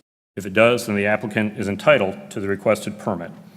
We feel confident that the competent, material, substantial evidence which will be submitted to you this evening will establish clearly that the applicant has complied with all the requirements of the UDO and therefore is entitled to the requested major special use permit. At this point, I want to recognize the excellent staff report that's been provided to the county commissioners this evening, and I want to state that on the record. We appreciate the county planning department staff review of this of the site plan and the major special use permit application. And so we're very hopeful that this residential project may proceed since it's been stalled for a number of years now. Durham County is experiencing a housing shortage of all types of housing, including in our rural areas around Abatement and Rougemont. While I certainly don't mean to offend anybody, it is state law that requires only experts to testify on the findings in the UDO, especially as they relate to subjects such as wastewater, stormwater, and traffic. This is under North Carolina General Statute 160D-1402J. Again, I don't mean to offend anybody, but I need to preserve the record. I've been a licensed attorney since 1982, and I need to uphold the state statute that applies to all 100 counties. This is a state standard. And only a licensed attorney and members of this board are allowed to question expert witnesses. And so I need to state that on the record as well. If you do not have any questions for me, I'll turn it over to Mr. Mcconnell to talk about the wastewater system, but I'll be happy to answer any questions at the outset. Our first witness is Mr. Gary Mcconnell, the engineer for the water and wastewater system.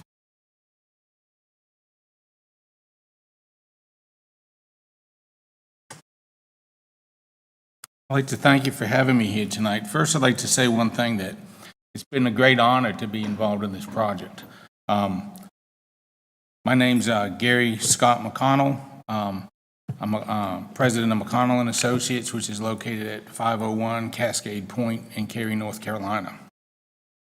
I'd like to say that I'm very honored to be part of this project because I have a bachelor's degree in biology, and I have a master's in environmental management. I also have a master's in environmental engineering. So I like to think of myself as an engineer with a conscience. I'm very conscious of the environment and love the outdoors. I'm licensed in 5 states. I have 38 years of engineering experience, and we've been doing on-site systems for over 28 years. So literally hundreds of projects, anywhere ranging from single-family home on up to community systems to larger municipal systems. My role in this project has been principal in charge and actually project manager in certain aspects, specifically with the water and wastewater.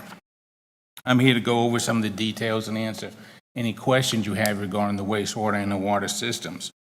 And I want to make it, I'm going to talk in very, make it as clear as possible, all you understand what a superior system we have. One of the reasons we need the on-site systems is there's a lack of public utilities, water and sewer. On-site systems, in my opinion, provide just as good quality water that comes out of the treatment system when designed than the big municipal plants that Durham has, for example. Not only that, but the water that's taken from the ground is actually recycled on that property, so the water is replenished right from the same place. It's not just dumped in the stream. So I think from an environmental standpoint, you're going to find a better alternative. With respect to the regulations, we had to meet, and in many cases, we exceeded the applicable state regulations. Water will be provided by a community well system that I'm going to describe in a little bit. And the wastewater will be treated by what I say is a state-of-the-art wastewater system. This allows for the conservative use of the water and wastewater. Just for example, the technology we use is approved by the state, and not only that, but has met National Science Foundation requirements for reuse quality water as well as nutrient removal. Some of the options might be a package plant. A package plant is, might you've seen, is a small wastewater plant like the county of Durham has or the city of Durham has. It's an open basin. If you ever go on 40, sometimes you know you're close to it because you can smell it. I know they've taken steps in recent years to try to correct that. Our system is basically contained in pods, and some of it's underground, so odors are not an issue. In addition, the other option might be to use, let's say, conventional septic tank. Okay, when you have conventional septic tank, no one monitored. It's not necessarily monitored and susceptible to failure. With respect to the well system, we went with a community water system for a couple of reasons. We want to protect the groundwater, which is precious to the county of Durham. If you have a community system, we'll have initially 4 wells although we have a couple other well sites if needed to do as a backup system for wells. There's only 4 holes in the ground. Every time you put a well in, you're basically providing a conduit to contaminate the groundwater in the future. So instead of having, let's say, 151 wells in the ground, or 141, we basically have 4, okay? And that's protected. That's going to be operated by a public utility, which will control it as opposed to just having something in the backyard that nobody knows about.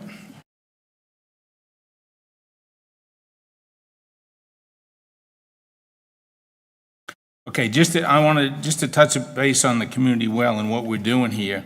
Is the state requirements basically 0.56 gallons per minute per lot required by Division of Water Quality. We're making sure there's 0.7 gallons per lot. We're actually designing the system with extra capacity.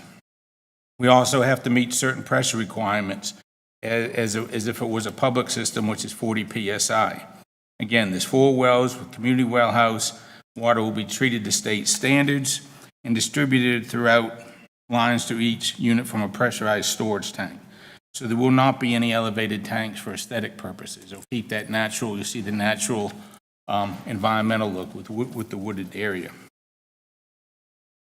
Wastewater system summary. I would like to just touch on some things. Again, there's no public system available. Durham County doesn't have lines out there. And again, individual septic, the system we have is favored greatly over individual septic tanks, okay? Individual septic tanks can fail. We do numerous projects throughout Durham County and Durham City with failed systems. The system is going to be operated by a public utility, a private utility.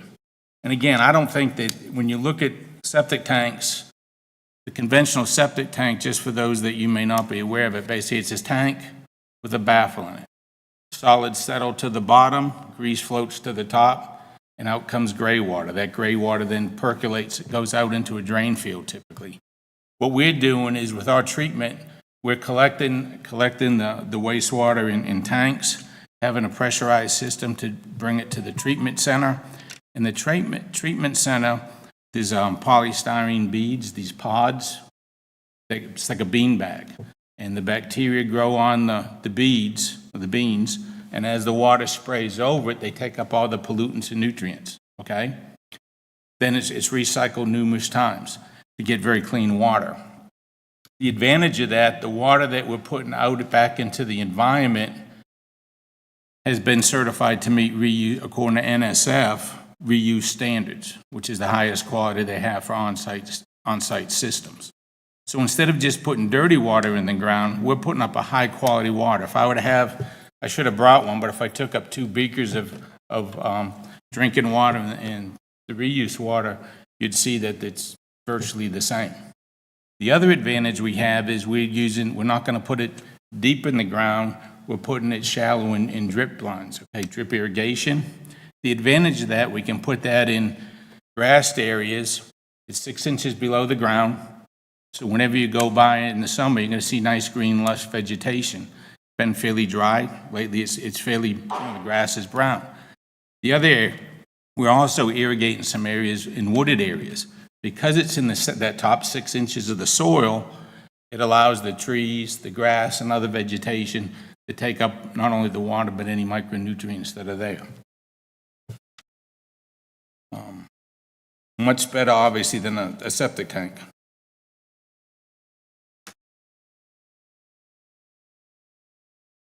Again, when we did this, we wanted the system to be so that people living in that community, whether they're living in the community, the surrounding areas, although we're proud of our work, we tend to hide it. We want to keep it a secret. So most of the technology, the tanks and everything will be just no more than about 1 foot off the ground. So aesthetically, it's not like a big plant that's sitting there. And again, the other thing we're doing by having drip irrigation, we don't have any sprays.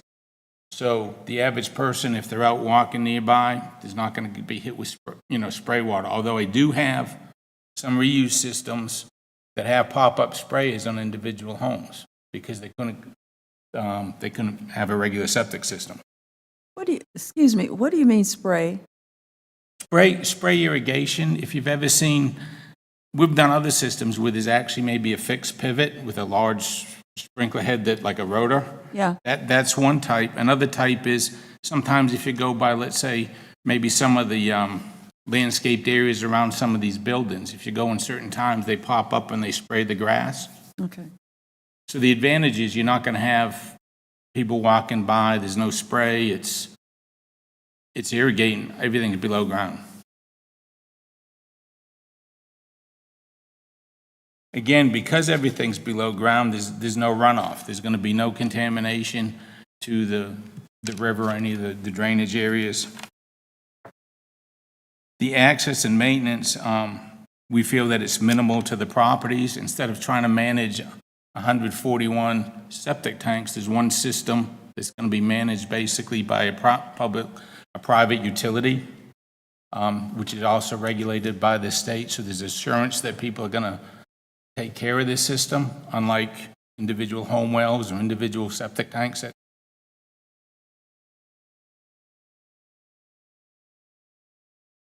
Again, it's a non-discharge system. Some of the big plants like in Durham and Durham County, Durham City, they may discharge to a river or whatever.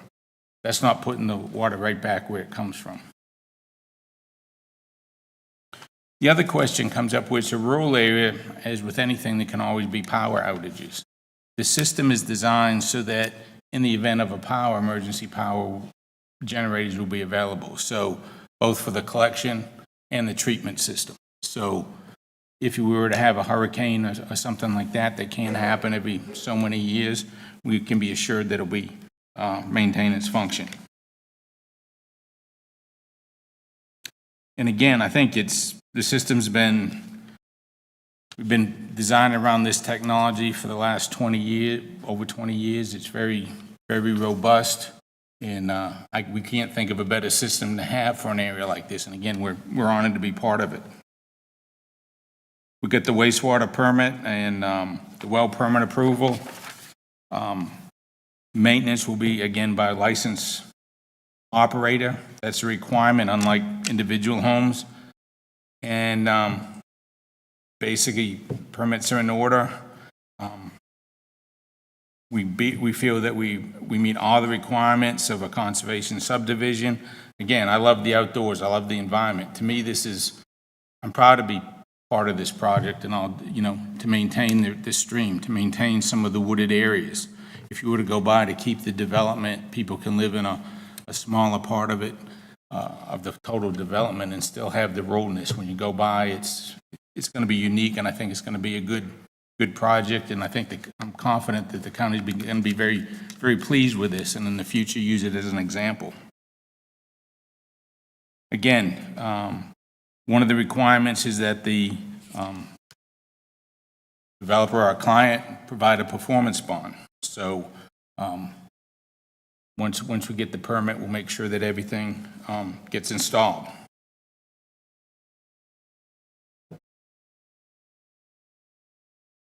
And again, the proper insurances have to be in place. And one nice thing about this system, because it's modular, as units come on, we can provide the treatment suited for those number of houses that come on in the different phases or as the project develops. That's important rather than having a big plant with just a little bit of flow that can't really meet the need, doesn't provide adequate treatment. And again, one of the things with the permit, we actually have to monitor construction. We have to certify it at the end. And my license, my reputation is on the line because I have to certify that it's installed per the design. And again, I'm confident that both the water and the wastewater systems proposed meet the requirements of the UDO for issuance of the requested major special use permit. Like I said, I think it's going to be a project we can all be very proud of in the future. And those that live in the area is still going to maintain its rural appeal. And I guess at that point, I'm happy to answer any question. Any questions? Questions? Okay. None at this time. Thank you. Thank you, Mr. McConnell. Our next witness will be Mr. Thomas Perdue, who oversaw the site plan that's before the board this evening.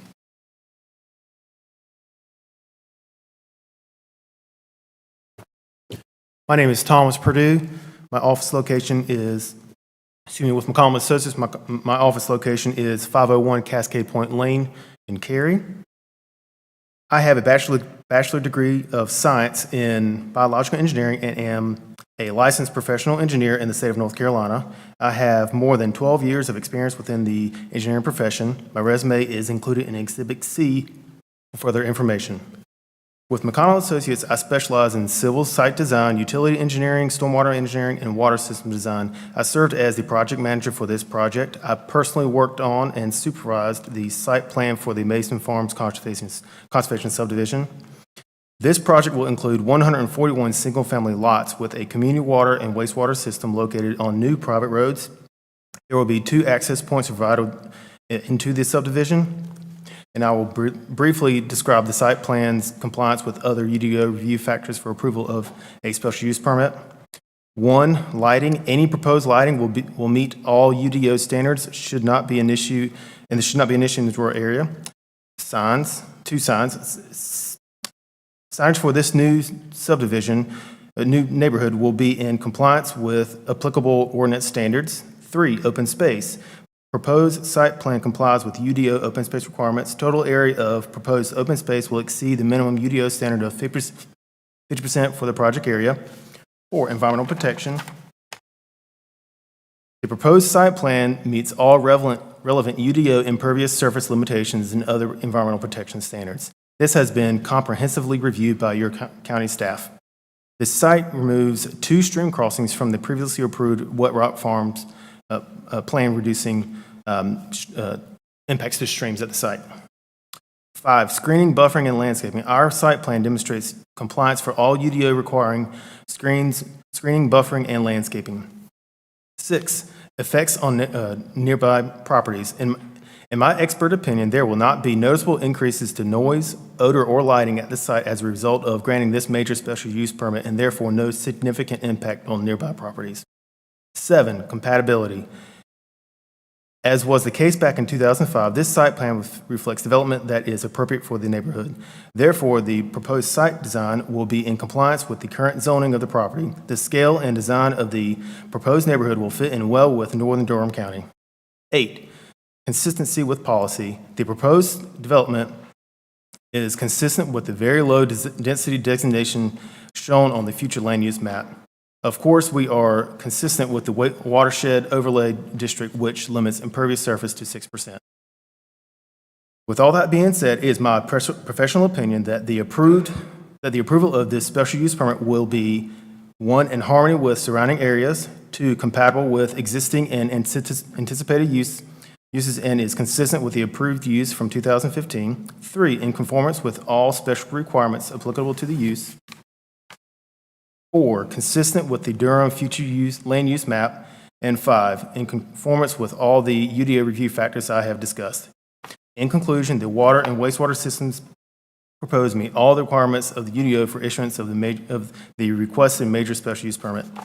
Happy to answer any questions. Any questions? Commissioner Carter? Yes, thank you. First of all, I want to say how interesting I think this process is. This is my first quasi-judicial hearing, and it's a very rigid, structured, but really interesting process. And thank you for the information, the evidence you're providing. You mentioned that this is compatible with what was allowed or what was approved in 2015. And you mean, I'm sure that you're referring to the Wet Rock Farms. Yes, that's But it's also compatible with like the zoning and what you're allowed to build in this area, et cetera, et cetera. Yes. Yes. So really that 2015, you're mentioning that just to show us that this board, before I was on it, approved a similar conservation subdivision. That's correct. Okay. That's my only question. Thank you. Commissioner Burns? Thank you so much for your testimony. Also, sir, thank you, our conscious environmentalist that didn't have a question for you. But I think you gave, a little bit more than 8 reasons as to why this fits the standard, correct? Yes. Will we be getting those? I'm sorry? Will we be getting those? A copy of those? I mean, I know I can go back and look at the video, but I tend to be a reader. Sorry. Child, I scared you that bad? Commissioner Burns, those are all in your staff report. So if I you was refer to your thinking- staff report, his testimony corroborates exactly what's in. I clicked the, okay, so just somebody needs to show me the attachment because I'm flipping through. Okay, all right, I'm holding you at your word. Okay, y'all can go ahead. Commissioner Jacobs? Thank you. I just had a question about the light green. It says, I can't read it on here, but I did read it in my online. I think it said proposed farm area, something like that. The light green. It says primary farm area. Oh, primary farm area. Okay. Are there specific plans for these areas that are noted as prime farm areas? At this time, no, but that was a previous use of that project that we will, it will remain as open space. Okay. Site. Okay, so there aren't any plans to actually, okay. I just wanted to get clarity on it. And it says farm because that's how it qualifies for the Conservation Subdivision Ordinance? That why? That's correct. Okay. Thank you. Other questions? Commissioner Carter? Is this the time if we were going to ask a question about tree coverage and tree removal, we would ask it now? Sure. I didn't hear you. What would you? I was just asking if this is the time to ask about tree coverage. You know, that's something that residents worry a lot about. Maybe that this is not evidentiary, though, I don't know. Does your site plan comply with all the requirements related to tree coverage? Yes, it does. And any removal of trees in the construction or of the development, it would also comply. Yes, it would. Does it go over and above in any way? Does it preserve more trees? than are required? Does Don't- it include clear cutting? Don't believe there's a requirement for minimum tree coverage at the site. However, we are providing 50%, greater than 50% of conservation. Yes, you did mention that, and you mentioned a lot of really, appealing elements. Is there anything else about this site plan you can tell us that you think would be appealing to the general public? The existing site plan from 2015 that was approved did have a entrance to the subdivision from Roxborough Road or the highway. We have removed that. Now we only have two of the entrances on Preston Andrews Road. We have removed the stream crossing for the access roads to those lots, allowing us to reduce the stream impacts at the site. It's indicative of a conservation subdivision that will conserve the natural area on the site. Okay, thank you. Commissioner, It was a great Anybody question, over- Commissioner over Carter. here? I just had a follow-up to that. go ahead. So looking at the site plan, then it looks like if you're driving down Roxborough Road, you will only see very few homes. Is that correct? That's correct. It looks, yeah, just very minimal visual impact. That's right. Yeah, and I didn't notice that about only the entrance on the other road. So thank you, Commissioner Carter. Okay, would you like to, thank you. Introduce your next speaker. Members of the board, our next expert witness is Mary Lynn Smith, a traffic engineer licensed in the state of North Carolina. Mary Lynn?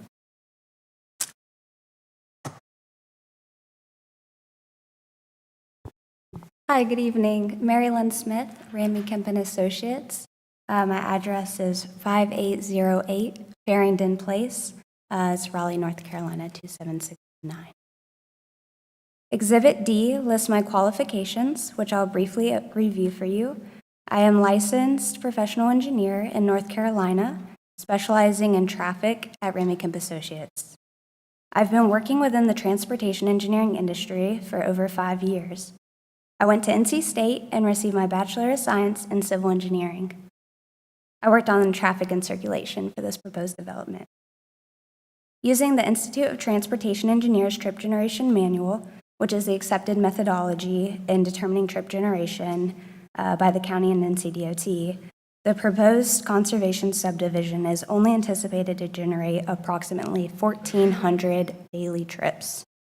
For scale, by comparison, NCDOT's threshold to require a traffic impact analysis is 3,000 daily trips, so we're a little less than half of that.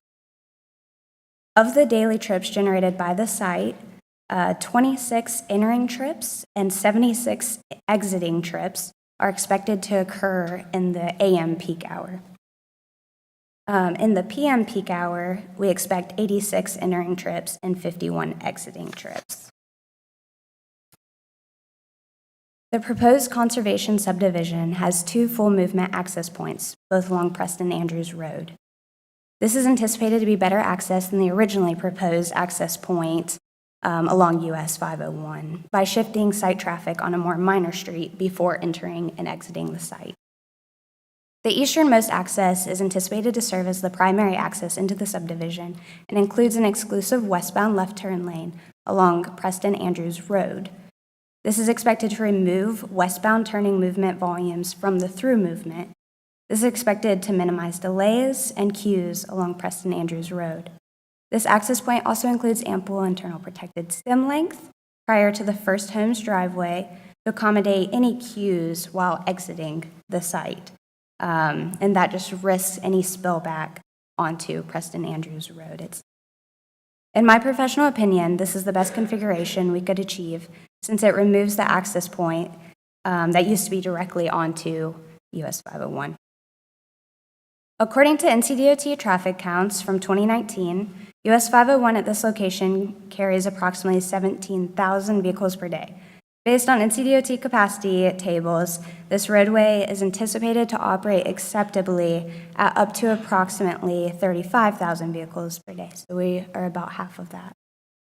Although we do not expect all trips from this site to utilize 501 directly, the proposed development is anticipated to be less than 10% of the future daily traffic along this section of roadway of US 501, and it's still expected to be well under capacity as determined by those NCDOT capacity tables.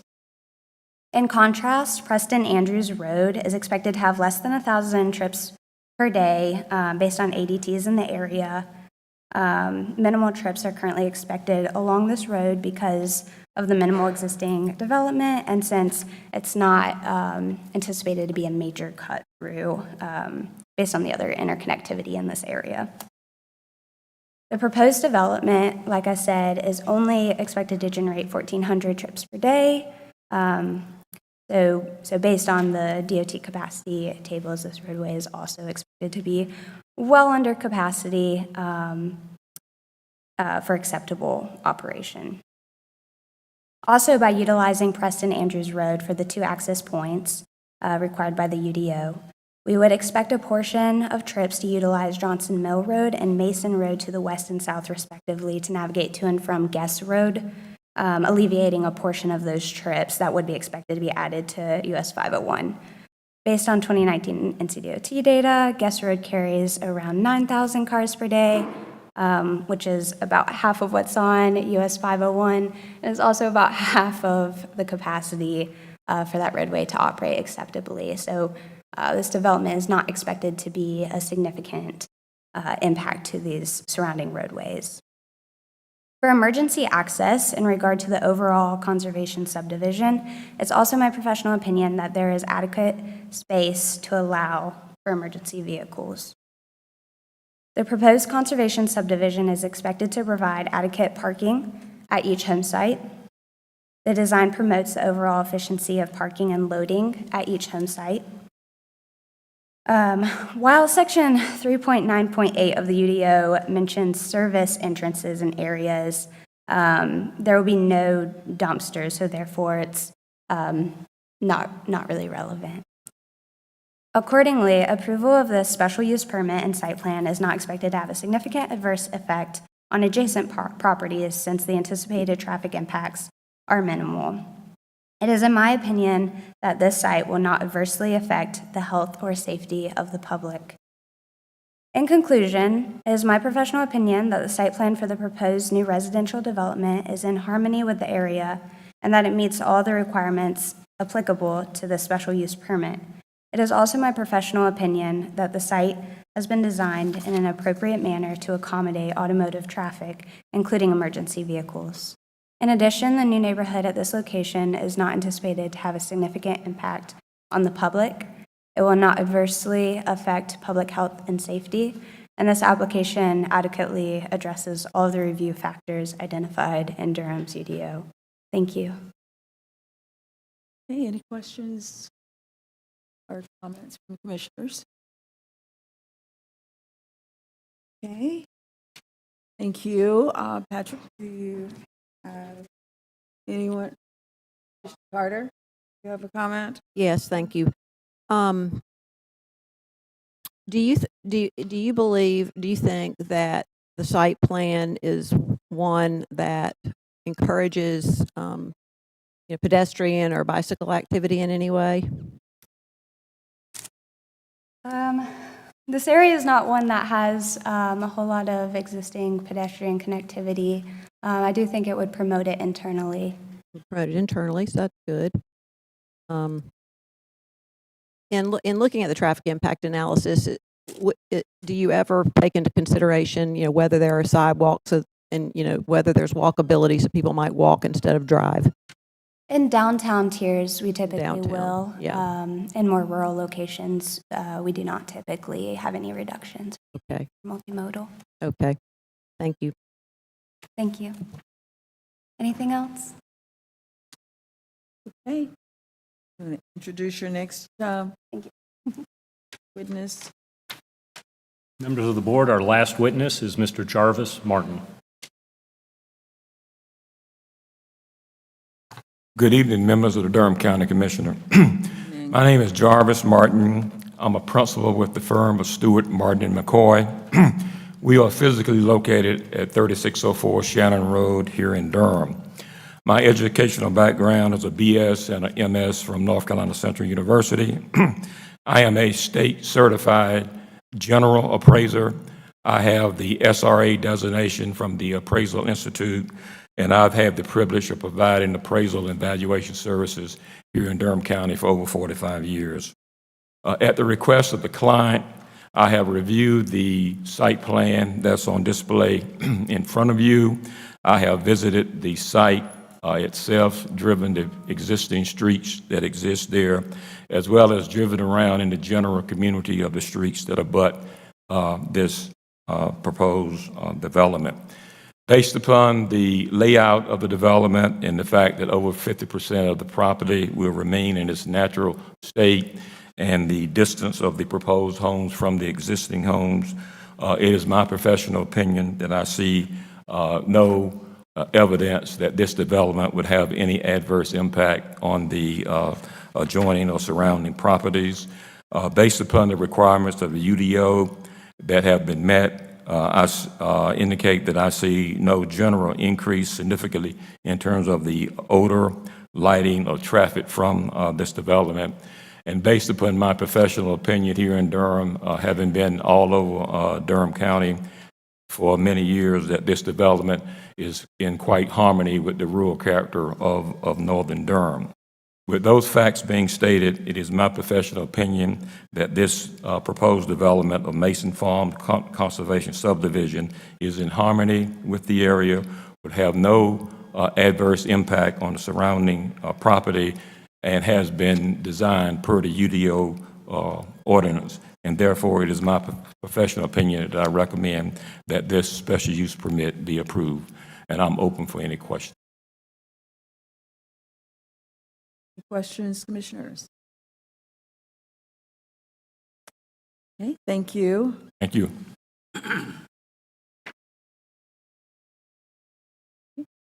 Madam Chair, Vice Chair Jacobs, members of the board, Patrick Biker, attorney for the applicant, with a very brief summary of the evidence that you've heard. I do want to stress that Mr. McConnell and Mr. Perdue did a fine job of articulating all the specific standards in the UDO that are required to be met for approval of this special use permit. And I want to stress the monitoring and the performance bond that are vastly superior to individual septic tanks on 141 single-family lots. This is an excellent community water and wastewater system. And I want to stress, on top of that, that we have removed the driveway access onto Highway 501, and we've removed 2 stream crossings. So in terms of safety and environmental protections, this is a better project than what the Board of County Commissioners approved unanimously back in 2015. And so with that, we respectfully request approval of this major special use permit. Again, we'll be happy to answer any questions that you may have thought of after the earlier witnesses testified. And we thank you very much for all your time tonight. Thank you, Mr. Biker. Any other questions? Commissioner Alam. I just want to make sure I'm reading this right. The Exhibit 8, that is Wet Rock Farm. That's the development that was approved in 2015. Right, and you can see there's a driveway that goes down to Highway 501 at the Orange Factory Road intersection. That has been removed by the proposal that is before the Board of County Commissioners this evening. Thank you. Other questions? Hearing none? Thank you. Thank you, Patrick. Attorney, now we have the others, I guess, these are proponents that are asking to speak now. So are there any instructions, attorney, that we need to give for the opponents to speak? No, just to remind them to be mindful of the time. They can come in any order they prefer. I don't know if there's anybody leading them or not. All right, the names that I have are Catherine Ross, Thomas Freeman, Ronald Turner, and Pam Andrews. So in that order. And we're not, this mic over here, I'm not going to tom you, but just be expeditious with your comments, please. So what's your name? Okay, so you're going to speak first, okay? If you'll go to the mic and give your name and address, please.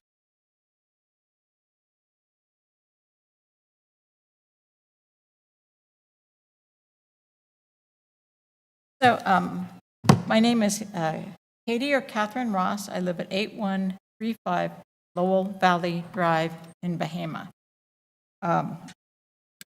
So I've listened to what the proponents of this project and their attorney have had to say, and I already thought the most important thing for the public in the area and in rural Durham County regards this project is to ask that you not take a vote tonight. And I will tell you that the reason is because there's two things that you as public officials should be very concerned about. One is being fair, and the other one is appearing to be fair. I think that any member of the public that looks at this hearing on a tape later will not think it's fair because we didn't even know the rules. I looked through this agenda, and there was nothing in this agenda or in any of the materials that I was provided by the planning department in advance that said, for instance, this is a non-judicial hearing, but has unusual rules in that only experts can testify and that only attorneys for the opponents can ask questions.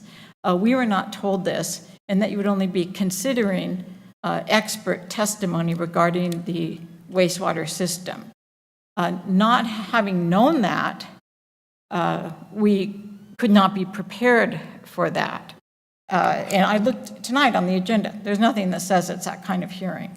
So that by itself is not fair to the public here to be heard today. Secondly, I've repeatedly heard reference to the original wet rock development that was approved apparently in 2015. I believe you may have heard, I'm not sure whether you got it or not, but Charles Gibbs, who was on the Planning Commission at that time and actually voted in favor of the wet rock development, he indicated that the reason he did vote in favor of it was because of the agricultural component. The zoning at that time was agricultural. So the fact that this development was very unusual, it was new, it was innovative, and included 15 acres of farm and even a vineyard within that time. And just on their Facebook page, the Wet Rock people said they would have a 15-acre organic farm, which will have an orchard, a vineyard, a greenhouses, and the homeowners, yes? Mr. Attorney, I have to object on the grounds of relevance. What happened in 2015 is not relevant to today's decision. I think it's very relevant, Your Honors, because they are relying on that for scooting through today, and that zoning decision was based on a false premise. It may not have been intended to be false at the time, but it evolved to be false because the very things that impressed the Planning Commission are no longer part of it. As a second reason for the postponement, I believe there should be another community information session required to be held. The notification for the previous December 2021 meeting, it was only sent, according to the managers here, or the engineers here, it was only sent by USPS. It was just sent to the addresses. There was no follow-up. Only a handful of people appeared. There'd be about 10 or 12 people appeared at that meeting. They didn't appear, it was online or phoned in. And several of those lived in the same house, or were relatives of each other. So it was really a very limited number of people that we know even knew about this. And I don't know about you, but we get a lot of mail every day that's addressed to resident, that's from realtors. You go through that, I doubt very many people actually read the notice, and I don't think it was designed to get people to read it. Because since I've been going on next door, I did not learn about this until a few weeks ago when Pam Andrews put it on her rural Durham page and let me know. And I pass by, I drive on Preston Andrews Road often, including on my way here tonight. People passing by would have no clue that the property has changed hands, no clue it's now Mason Farms. It has the same, and I have a picture of it here, that has the same sign offering to sell plots for the Wet Rock project, and nothing to indicate that all of this new development, this new wastewater stuff, this whole different plan is going to go in. The placement of the 141 homes is different than what the 2015 Planning Commission considered. The egress and entrance is different. And I can tell you too, from driving on that road often, including tonight, 1,000 or 1,400 trips a day is going to be a huge difference. But that's something that should be heard when we have the chance to consult experts and come to you. That's why I asked that the hearing be postponed, or the voting be postponed. I just want to clarify, Mr. Attorney, tonight we are not approving the site plan. Right. The only thing that we are deliberating is about the community wastewater plant. I just think it's very important that we clarify that. And Mr. Attorney, can you please clarify what is permissible? Because this board has never had a quasi-judicial special use permit. And I just want to make sure that we are complying with what we are supposed to be talking about at this hearing. I'm just concerned. The other side presented evidence. There's nothing to prevent you all from allowing the opponents to present evidence. You can't rely on non-expert testimony, but whatever you all decide to give weight to will matter. And that will be done either tonight or at some later time. So the main thing is just try to be fair, give everybody an opportunity to be heard. And if you think that that can be done at a later time or even tonight, that's your decision as a board. That's your decision. I would point out that the proponents did have a traffic expert testify. It's irrelevant. Why did they do that? So Are you wrapping yeah, up I'm your just comments? about. I would say again, just emphasize. I can guarantee you, because I am on next door with our neighbors. We have neighbors here, that the idea that this should go through, and the wastewater thing is very important. Neighbors are very concerned about their septic fields and their water systems. They want to be heard, and they want to have a chance to, maybe we'll have to hire our own expert, not necessarily to oppose this, maybe it will be fine, but to know, because right now, I can tell you they feel it kind of been snookered. There was a different plan, this whole thing with the agricultural, the farm, the vineyard. I mean, that was different, and it's nothing like what's been going on. And if you listen to the audio of the information system, a meeting that was given, the engineer admitted that this is nothing like the old plan, and it's just a standard subdivision. And that's what it will look like. It's much more close together than what we see in that area. One more thing I wanted to say was that the invitations to the information meeting that went out to people, I have a copy, they listed 12 parts of the conservation requirements, conservation subdivision requirements, and said that all 12 of those would be purposes of this new Mason Farms development.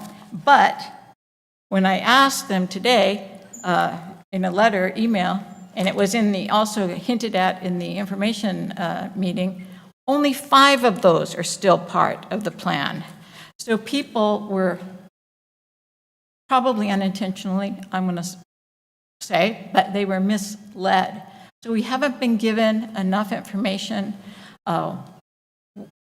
We want to be able to consult our own experts and really, and I don't believe this is ready for breaking ground till next year or later. So there is no loss to the proponents to simply allow some time for the public to investigate, to research, and be heard. And that would be due process. This is not due process. Thank you, Ms. Ross. You're going to need to wrap up your comments. I'm done. Because Thank there you. are a couple of other people that need to speak as well. Thank you.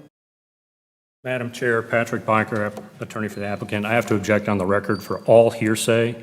What other neighbors think who are not in this room is not admissible testimony. It is not evidence on which this board can base any decision what other neighbors think or what they felt about prior information sent out about this project. And the staff is certified that the applicant team met all the UDO requirements in regards to notification. Thank you. This is a matter of record. He has the right to object, but again, it's your decision. So the next person to speak is that Thomas Freeman? Yes, my name is Thomas Freeman. I'm a lifelong resident of Durham County. I reside at 1818 Southview Road in the troubled southeastern Durham County. We're being torn to pieces with the development in that county. But I rise for a different subject this evening. I rise in support of process. On September 7th, I read a Facebook post regarding confusion over people trying to get information about the Mason Farm. I didn't know what the Mason Farm was. September 8th, I got 2 calls from citizens stating they were unable to get information from the Durham City County Planning so that they could form some opinions as to the Mason Farm and what they thought it was all about. I asked for a copy of the letter that the City County Planning sent out, and I hold it here in my left hand. I followed the directions as prescribed in that letter from Durham City County Planning Department. When I followed that link, it carried me to the Durham City Council website. I thought that was odd since this was a notification of a public meeting for Durham County Commissioners. Well, I had the tenacity and the experience to go through the various levels. And I did, after some effort, find what I was looking for once I found the Durham County Commissioner site. Well, I called the number on your letter, and I spoke with Mr. Cole Reniger. Mr. Cole Reniger provided lots of information tonight. He was very polite. He was very courteous. I told him about my issue with the link. Apparently, he checked it while we were having our conversation. Yeah, it does go to the city of Durham, and he very generously offered to provide me with the information I needed. I politely interrupted and said, no, it wasn't the information that I'm really seeking. It's the process. It's the process. How do citizens read your correspondence and expect to get accurate information if it takes you to the wrong place? I asked to speak to the supervisor, the director of the city county planning. He stated that that was not protocol and I would need to go through channels. I served 33 years with the U.S. Army Corps of Engineers, so I know about protocol and channels. So I agreed, and he gave me the number of Jessica Dockery. I called, she was not available at the time. She did call me back about an hour and a half later, and we discussed this matter.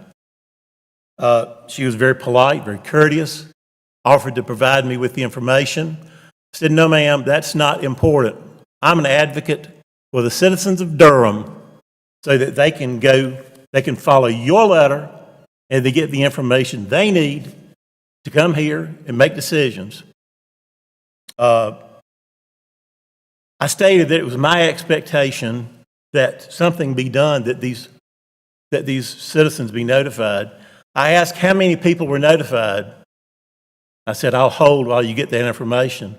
She came back and said 15 citizens. I said, well, what efforts have you made to contact those 15 citizens so they might be informed to make wise decisions? They said nothing. Okay? Well, I went on to say it was my expectation as a citizen of Durham that I be provided accurate, timely information, and this wasn't happening. And I requested that a pause be taken so that the citizens of this county could get the needed information so that they could form their own opinions. This is about process, and that's the reason I rise this evening.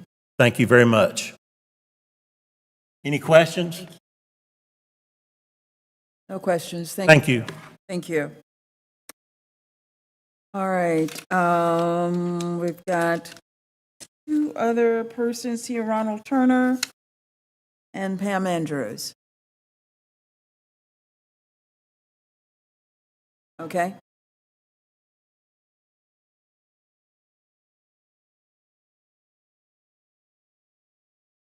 Good evening, everybody. My name is Pamela Andrews. I live at 6108 Wake Forest Highway.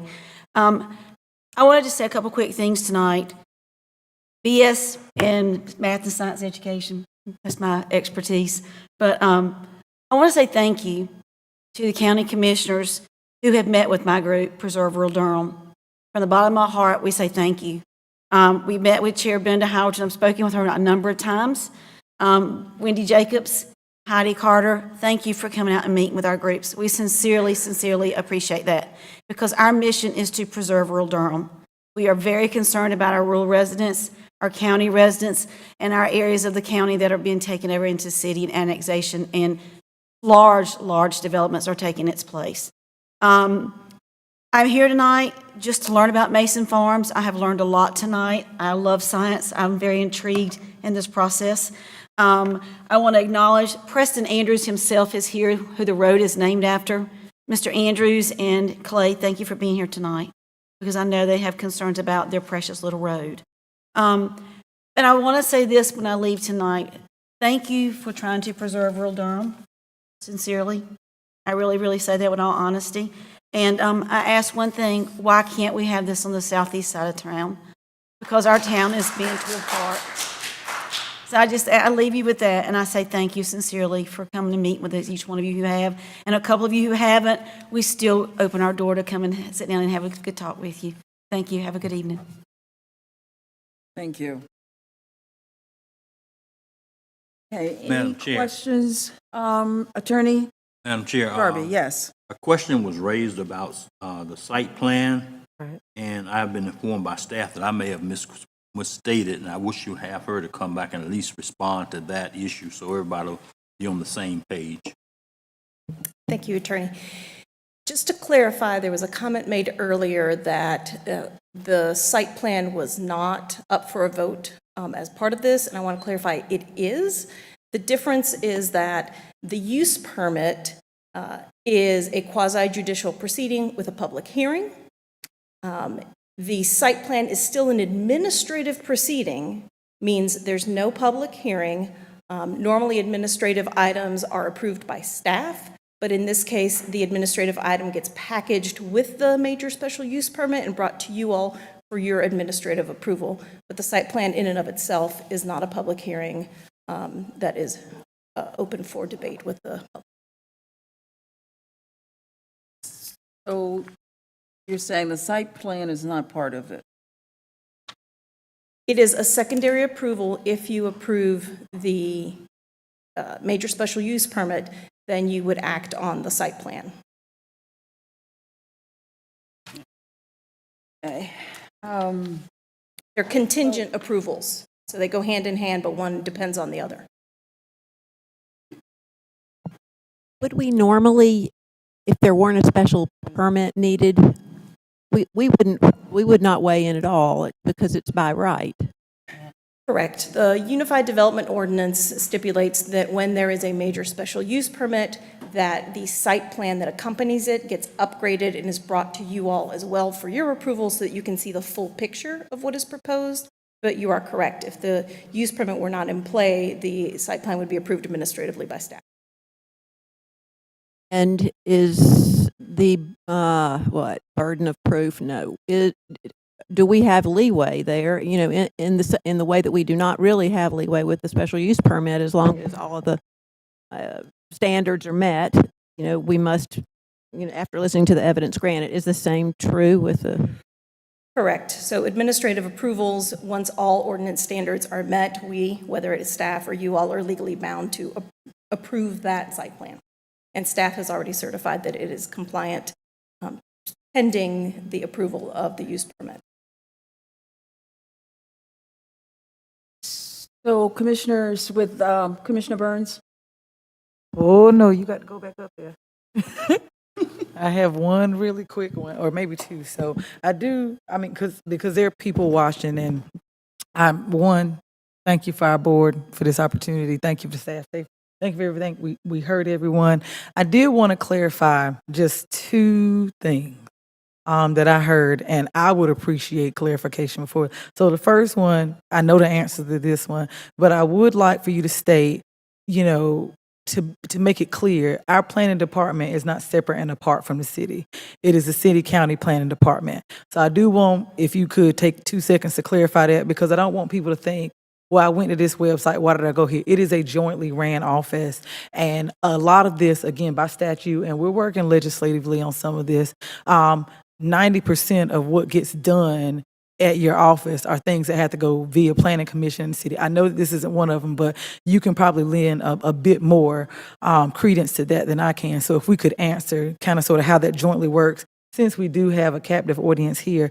The second thing, I actually know how White Rock and Mason Farm happened. That acquisition, I know that expert testimony was given about that acquisition, but since we have people here now, can we just clarify for everyone how it happened, if that's fair? Not fair. I want it.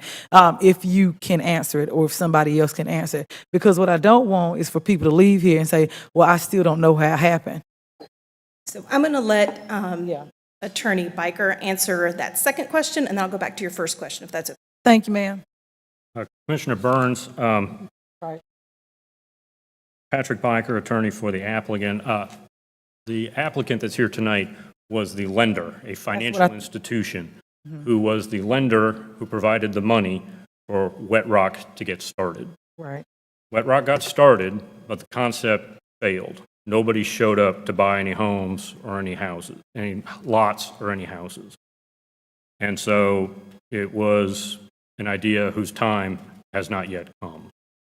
And so, for lack of a better term, our client is not accurate in the legal sense, but to answer your question directly, we foreclosed on the property because they weren't paying the bills. And that's why we have title to the property, and that's why this site plan is before you, in order to create a what we believe is a better, safer project on the same acreage that was approved by the board in 2015. Did that answer your question? Madam? It did, and I knew that it was the lender, but I needed that to be said, and so I can get my answer from Ms. Miller now. Sure. So we are a city-county planning agency formed by an interlocal agreement between the City of Durham and the County of Durham. Our department serves both jurisdictions and does both long-range and current planning for both jurisdictions. The reference to the incorrect website in the letter that was sent out is correct. That was an error. The Unified Development Ordinance, it should have listed the county website to the county's agenda center. The Unified Development Ordinance allows the planning director to make the determination whether there is a significant error in the notice where it is considered defective by state law. I looked at that and reviewed it, and because providing a website link to additional materials is not a requirement of either state law or our ordinance, I determined that that is not a significant defect in notice. Thank you, ma'am. Thank you, Sarah. So, commissioners, so if it's the pleasure of the board, in consulting with the attorneys and staff, is electing to continue this public hearing. We need to close the public hearing. We need to, before I read this? Yes. Okay, so I will close the public hearing. Do I need a motion to do that? Or just close? I will close the public hearing and it's back to the board. You have more questions, or do you need to go through, what is it that you need? The attorney? The attorney has asked me to read this statement. So is there something else you need? If it is a pleasure of the board, I'm going to read this statement and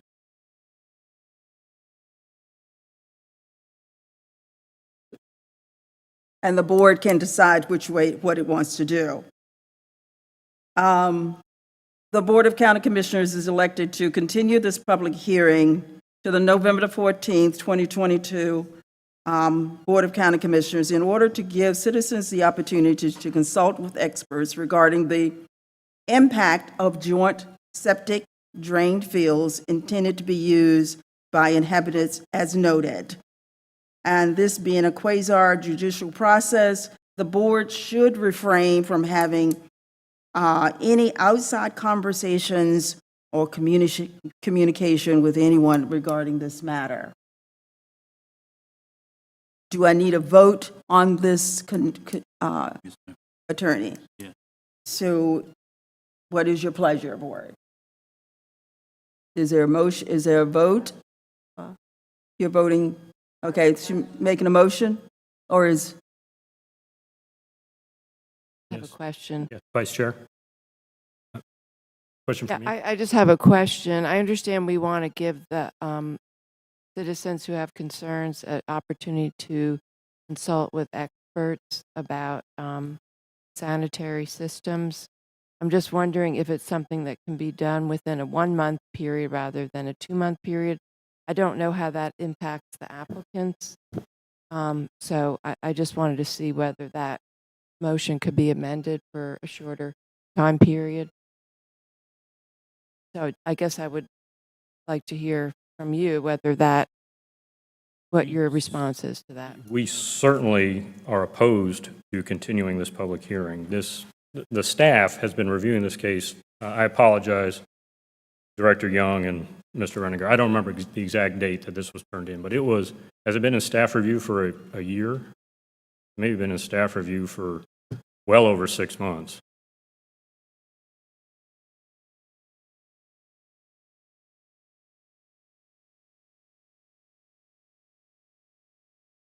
Yeah.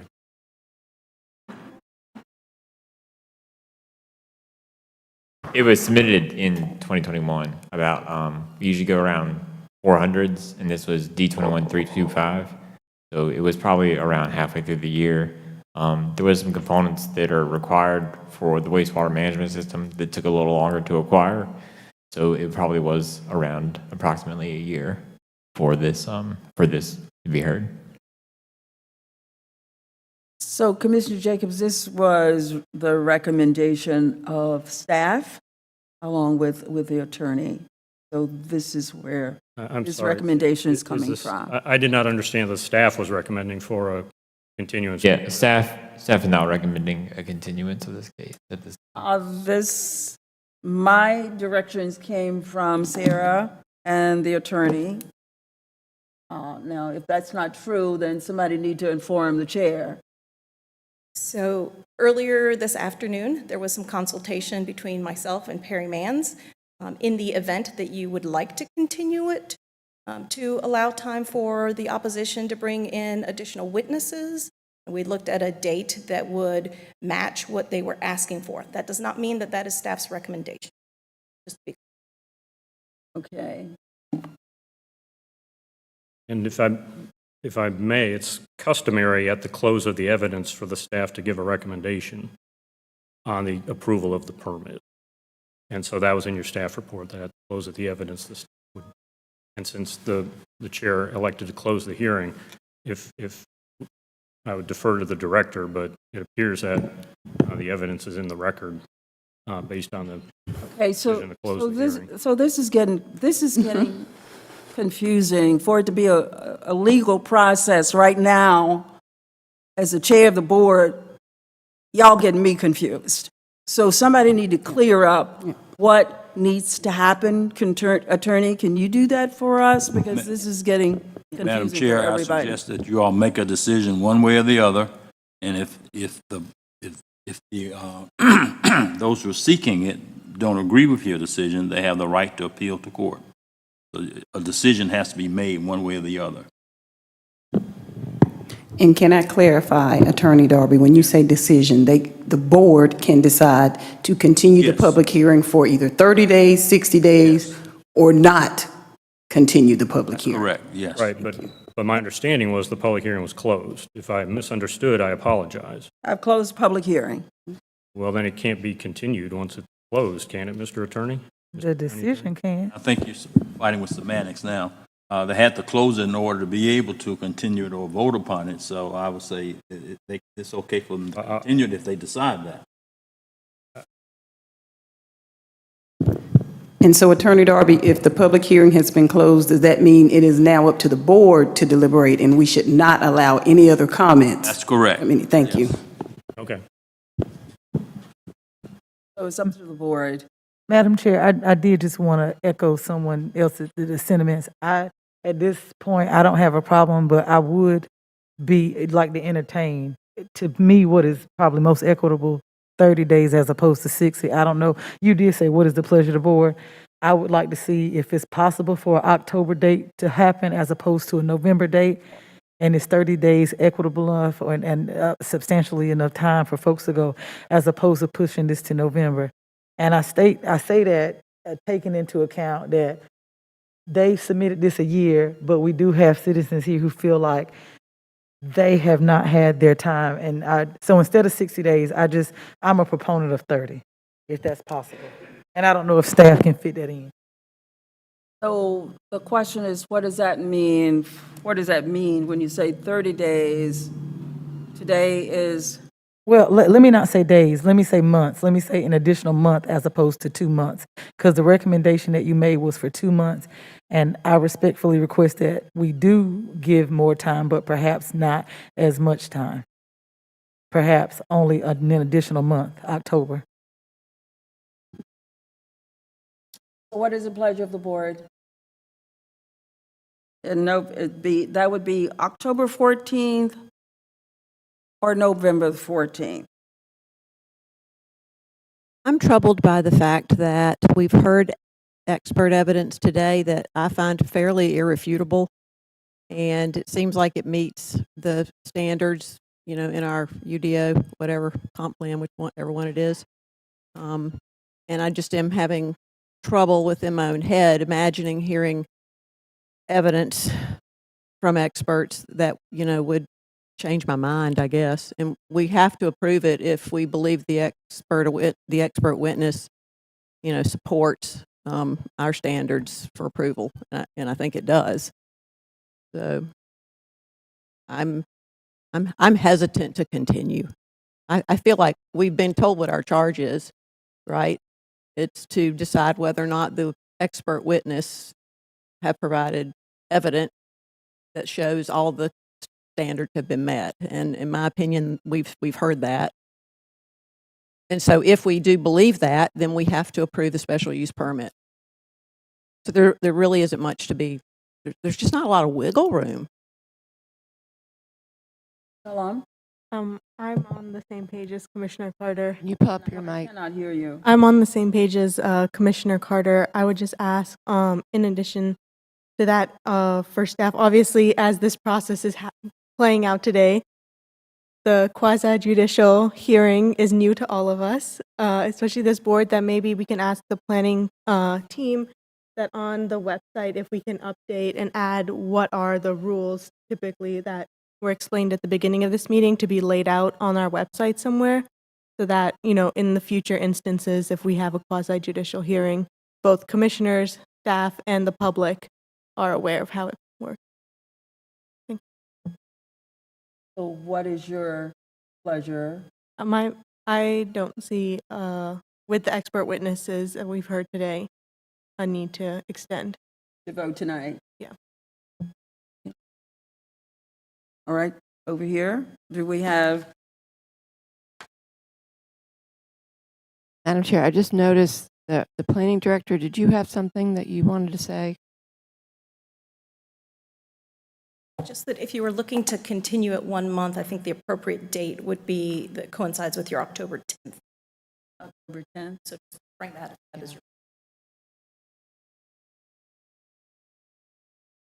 Yeah, I mean, I understand. I think that there's a lot of confusion.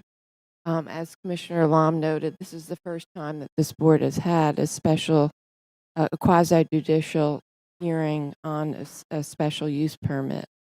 So I think that there's some confusion, but I understand the way the public feels. I just want to make sure that we are actually following the law and following the process as well. I think the only reason to extend it is if you all were actually going to hire an expert witness who was going to come and provide testimony, which of course it's a big expense for the public to do that. That is the way the process worked in my experience. We are deliberating really, for all intents and purposes, just on the sanitary system. I know, just to hear from Perry Mans, I was going to ask you to speak to the number of septic systems that we have in Durham County. I don't know the number, but I know that it's an issue. We have a problem with failing septic systems. So, that's just a fact. And the county's actually now in the situation where we are having to look at grant funding to help residents with failing septic systems. It's a public health issue. It's a water quality issue. So I just want to make sure that we are adequately, as Commissioner Carter and Commissioner Lom said, that we if we have followed all of the UDO requirements, I don't know if we really even have the ability to delay it, continue.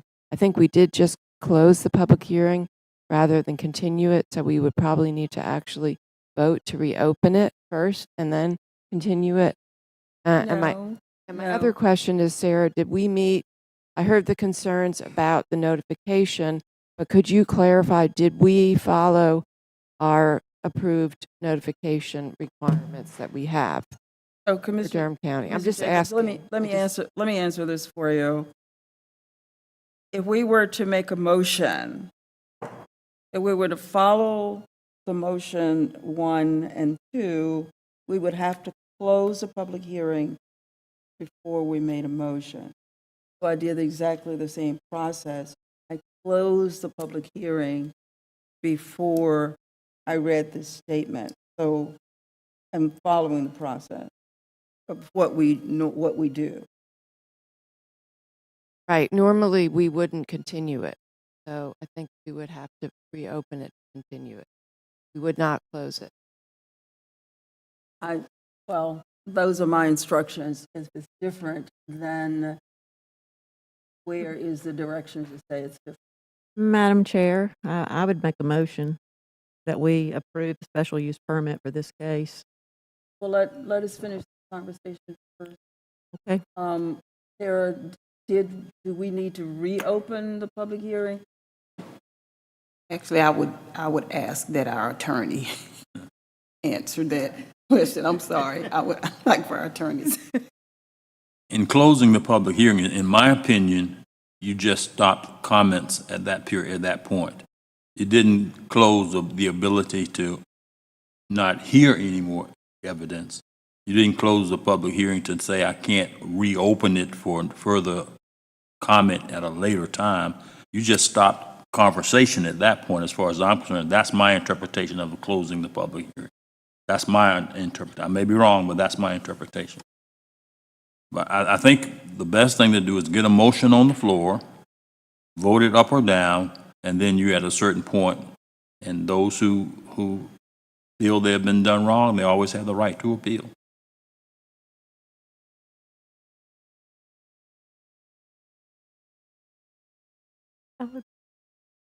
So what is the pleasure, again, what is the pleasure of the board? Do we reopen the public hearing, or do we just call for a vote? I don't think you have to. I think you can just call for the vote. In that case, I would like to second Commissioner Carter's motion. What is the motion? Okay, I move that we approve the special use permit for this case, M00 something something something. Second. You all know the case I'm referring to. I move that we approve major special use permit for case M22000001 Mason Farms Community Wastewater System, based on the evidentiary, witness testimony that we've heard tonight. Okay, it has been moved and second to approve the major use permit for case M22000001, Mason Farm Community Watershed System. It's been moved and second. Clerk, Madam Clerk, call the roll. Commissioner Long. Aye. Commissioner Burns.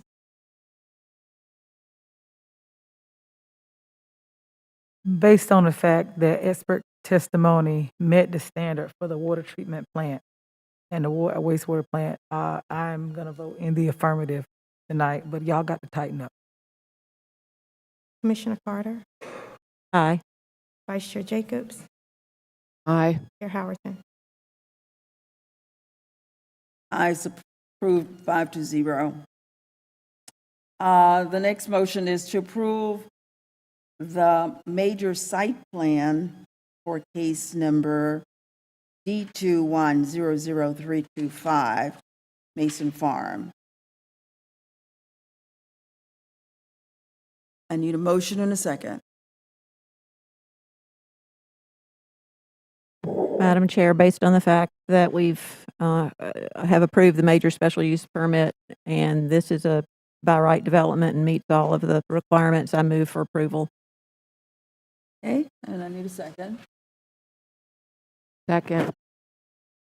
Okay, it's been moved and properly second. Commissioner Long. Clerk? Commissioner Long. Aye. Commissioner Burns. Aye. Commissioner Carter. Vice Chair Jacobs. Aye. Chair Howerton. Aye. It's been approved 5-0. All right. We will move to 220540. The next public hearing is partial closing of Akron Boulevard. The board is requested to approve a permit closing of 970 linear foot portion of,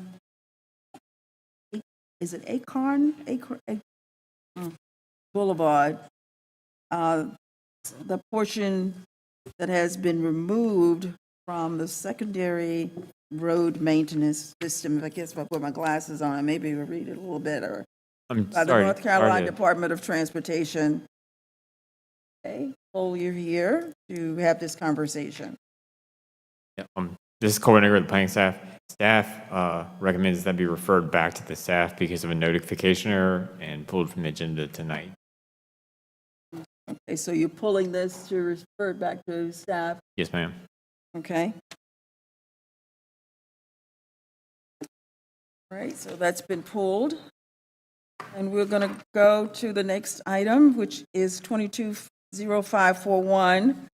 Another public hearing is renaming a park drive, and the board is requested to conduct a public hearing and consider the approval of the street renaming case SN 220001, changing the street name from Park Drive to Sankar Way.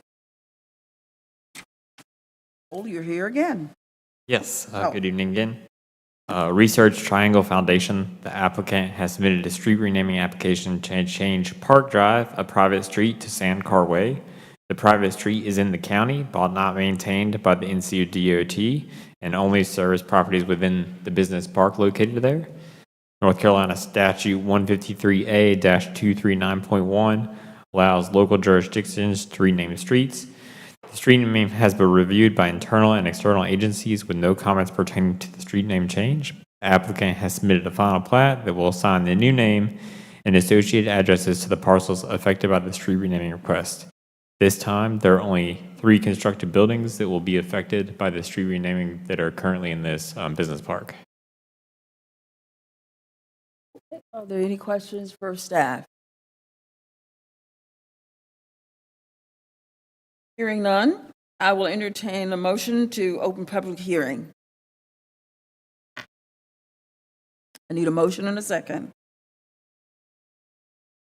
Madam Chair, I make a motion that we open the public hearing. Thank you. Second. Okay, it's been moved in second to open the public hearing. Roll call. Commissioner Long, Aye. Commissioner Burns, Aye. Commissioner Carter, Vice Chair Jacobs, Aye. Chair Howerton. Been approved unanimously.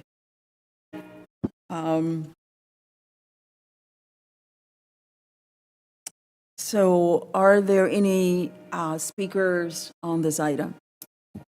We haven't approved the street change, have we? I'm s- Don't we need to approve the street name change too? If there are any speakers, sorry. Okay, thank you. If there are no speakers, okay. Hearing none, I will close the public hearing and bring it back to the board. If there are no questions for the board, I'll ask for a vote.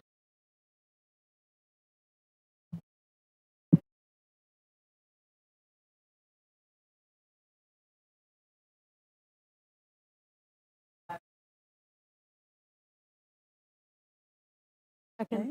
Sorry about the mispronunciation. Moved and properly second. Roll call by the clerk. Commissioner Long, aye. Commissioner Burns, Aye. Commissioner Carter, Vice Chair Jacobs, Aye. Chair Howerton. Aye. Approved unanimously. Okay, we have one more item here. Other business, 220543. This item has been removed for tonight. Will be placed on a different night agenda. We had one item that was pulled from the agenda. It was, what was the number here? 220508, interlocal agreement between the Durham County and the City of Durham for the Department of Social Services to administer the low-income homeowners relief program. And we had 2 citizens sign up to speak, Amanda Wallace and Lee Smith. Are you still here? Okay. Is that Ms. Wallace? Okay, if you will go to the podium and have 3 minutes.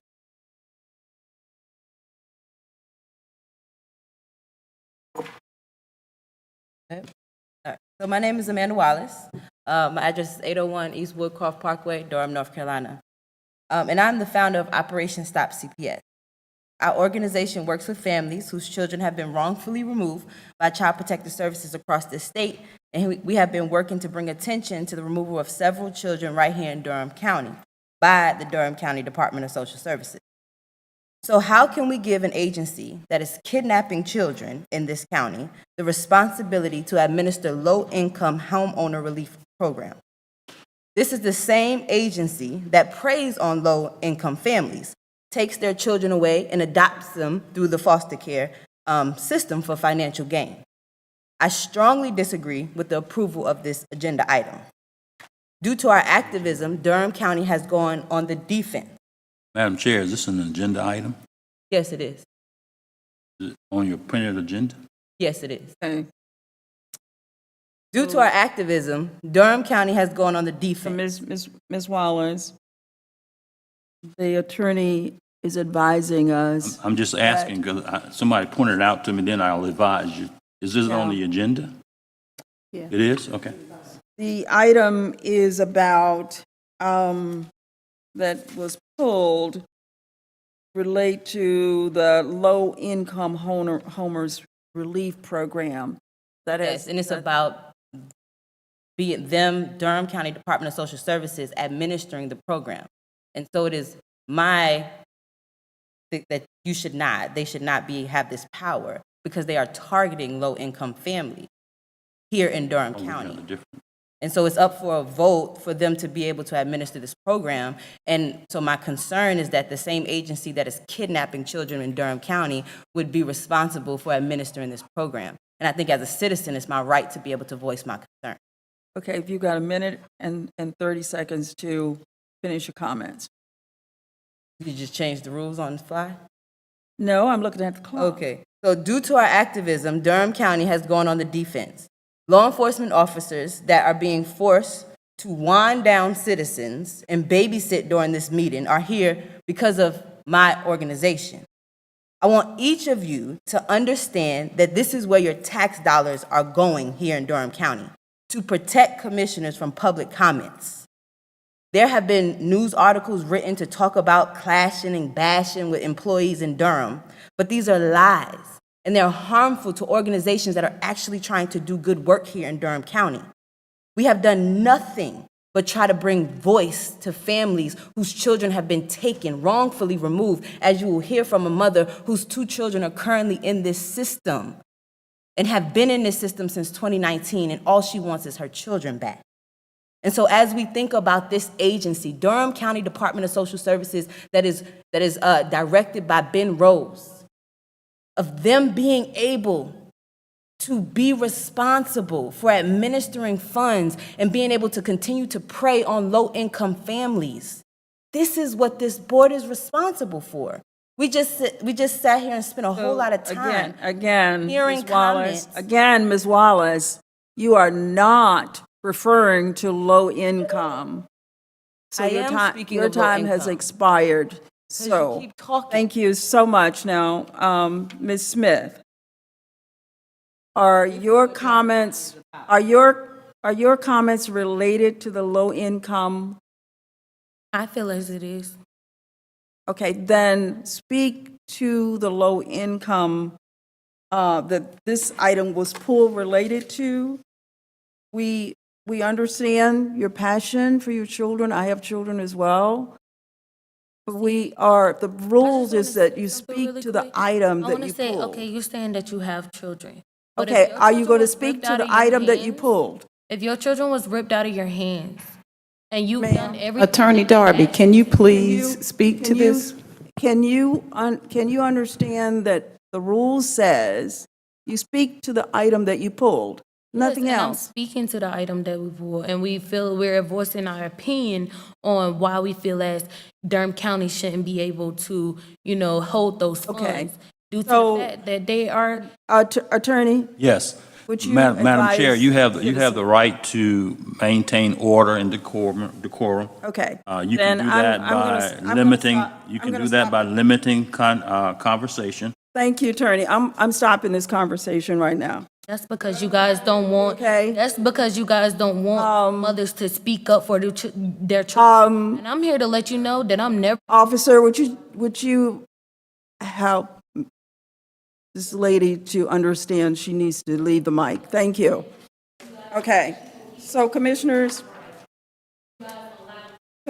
we are down to,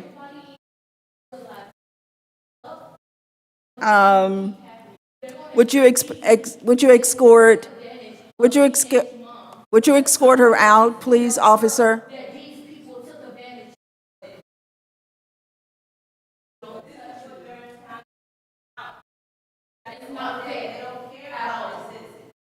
Okay.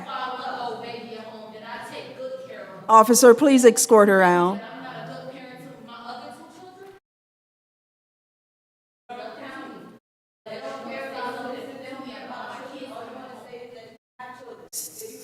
So, we are down to, I want to thank the citizens for viewing tonight. And just as a reminder,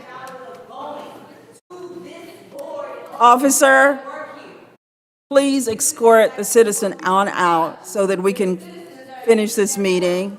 Madam Chair, I would make a motion. Thank you. Thank you.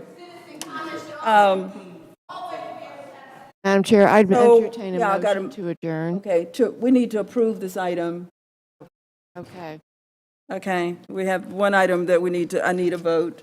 Madam Chair, since it is the Durham Low Income Relief Program, can I just give a sentence about what it is since can I do that? Do you mind? Can we just go ahead and approve No, because she had the last word on it and we can't have that.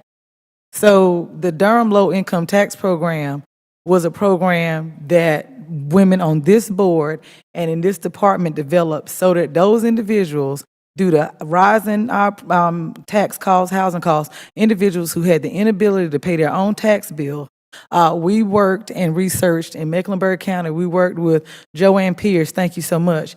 Dwayne Brinson, thank you so much. Janine, I know, I think Mr. Rose is not here, but what we did was devise a system under DSS so that we can aid individuals who are at 30% AMI and having up to $750, if I'm not mistaken, up to 50% of their tax bill, which is up to $750, to have us actually pay that. 2,000. We passed it, and we see, this is, y'all, this is where thank you, this is where it goes crazy, and I hate Janine's not up here. We actually added more money to that fund, we added more AMI statutes to that fund, and we upped the money for that fund. Somebody just tell it to me real quick so I can say it to my, is it 1,000?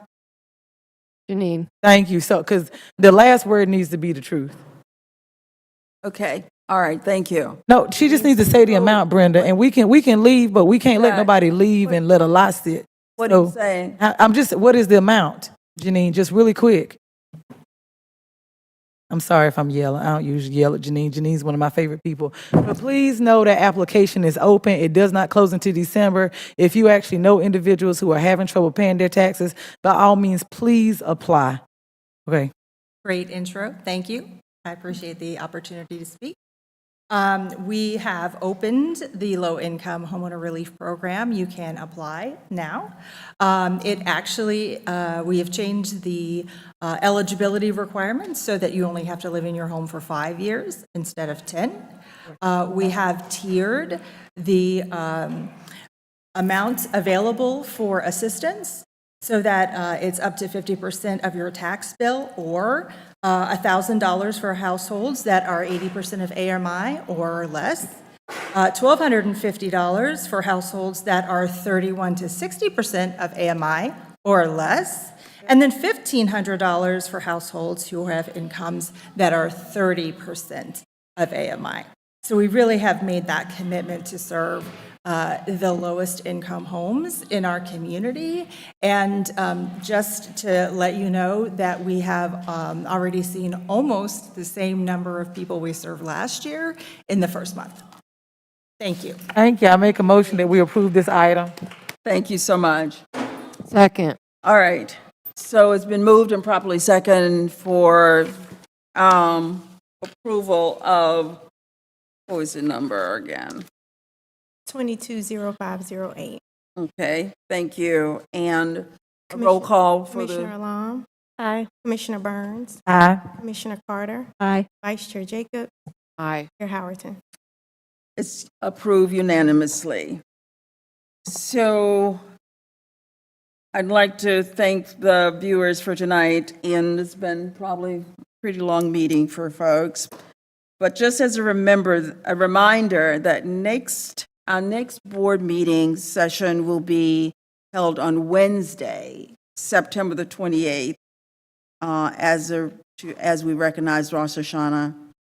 And at this time, I will entertain a motion to adjourn. So moved, Madam Chair. Second. Okay, it's been moved. And Commissioner Alam. Aye. Commissioner Burns. Aye. Commissioner Carter. Aye. Vice Chair Jacobs. Aye. Chair Howerton. aye, we are adjourned.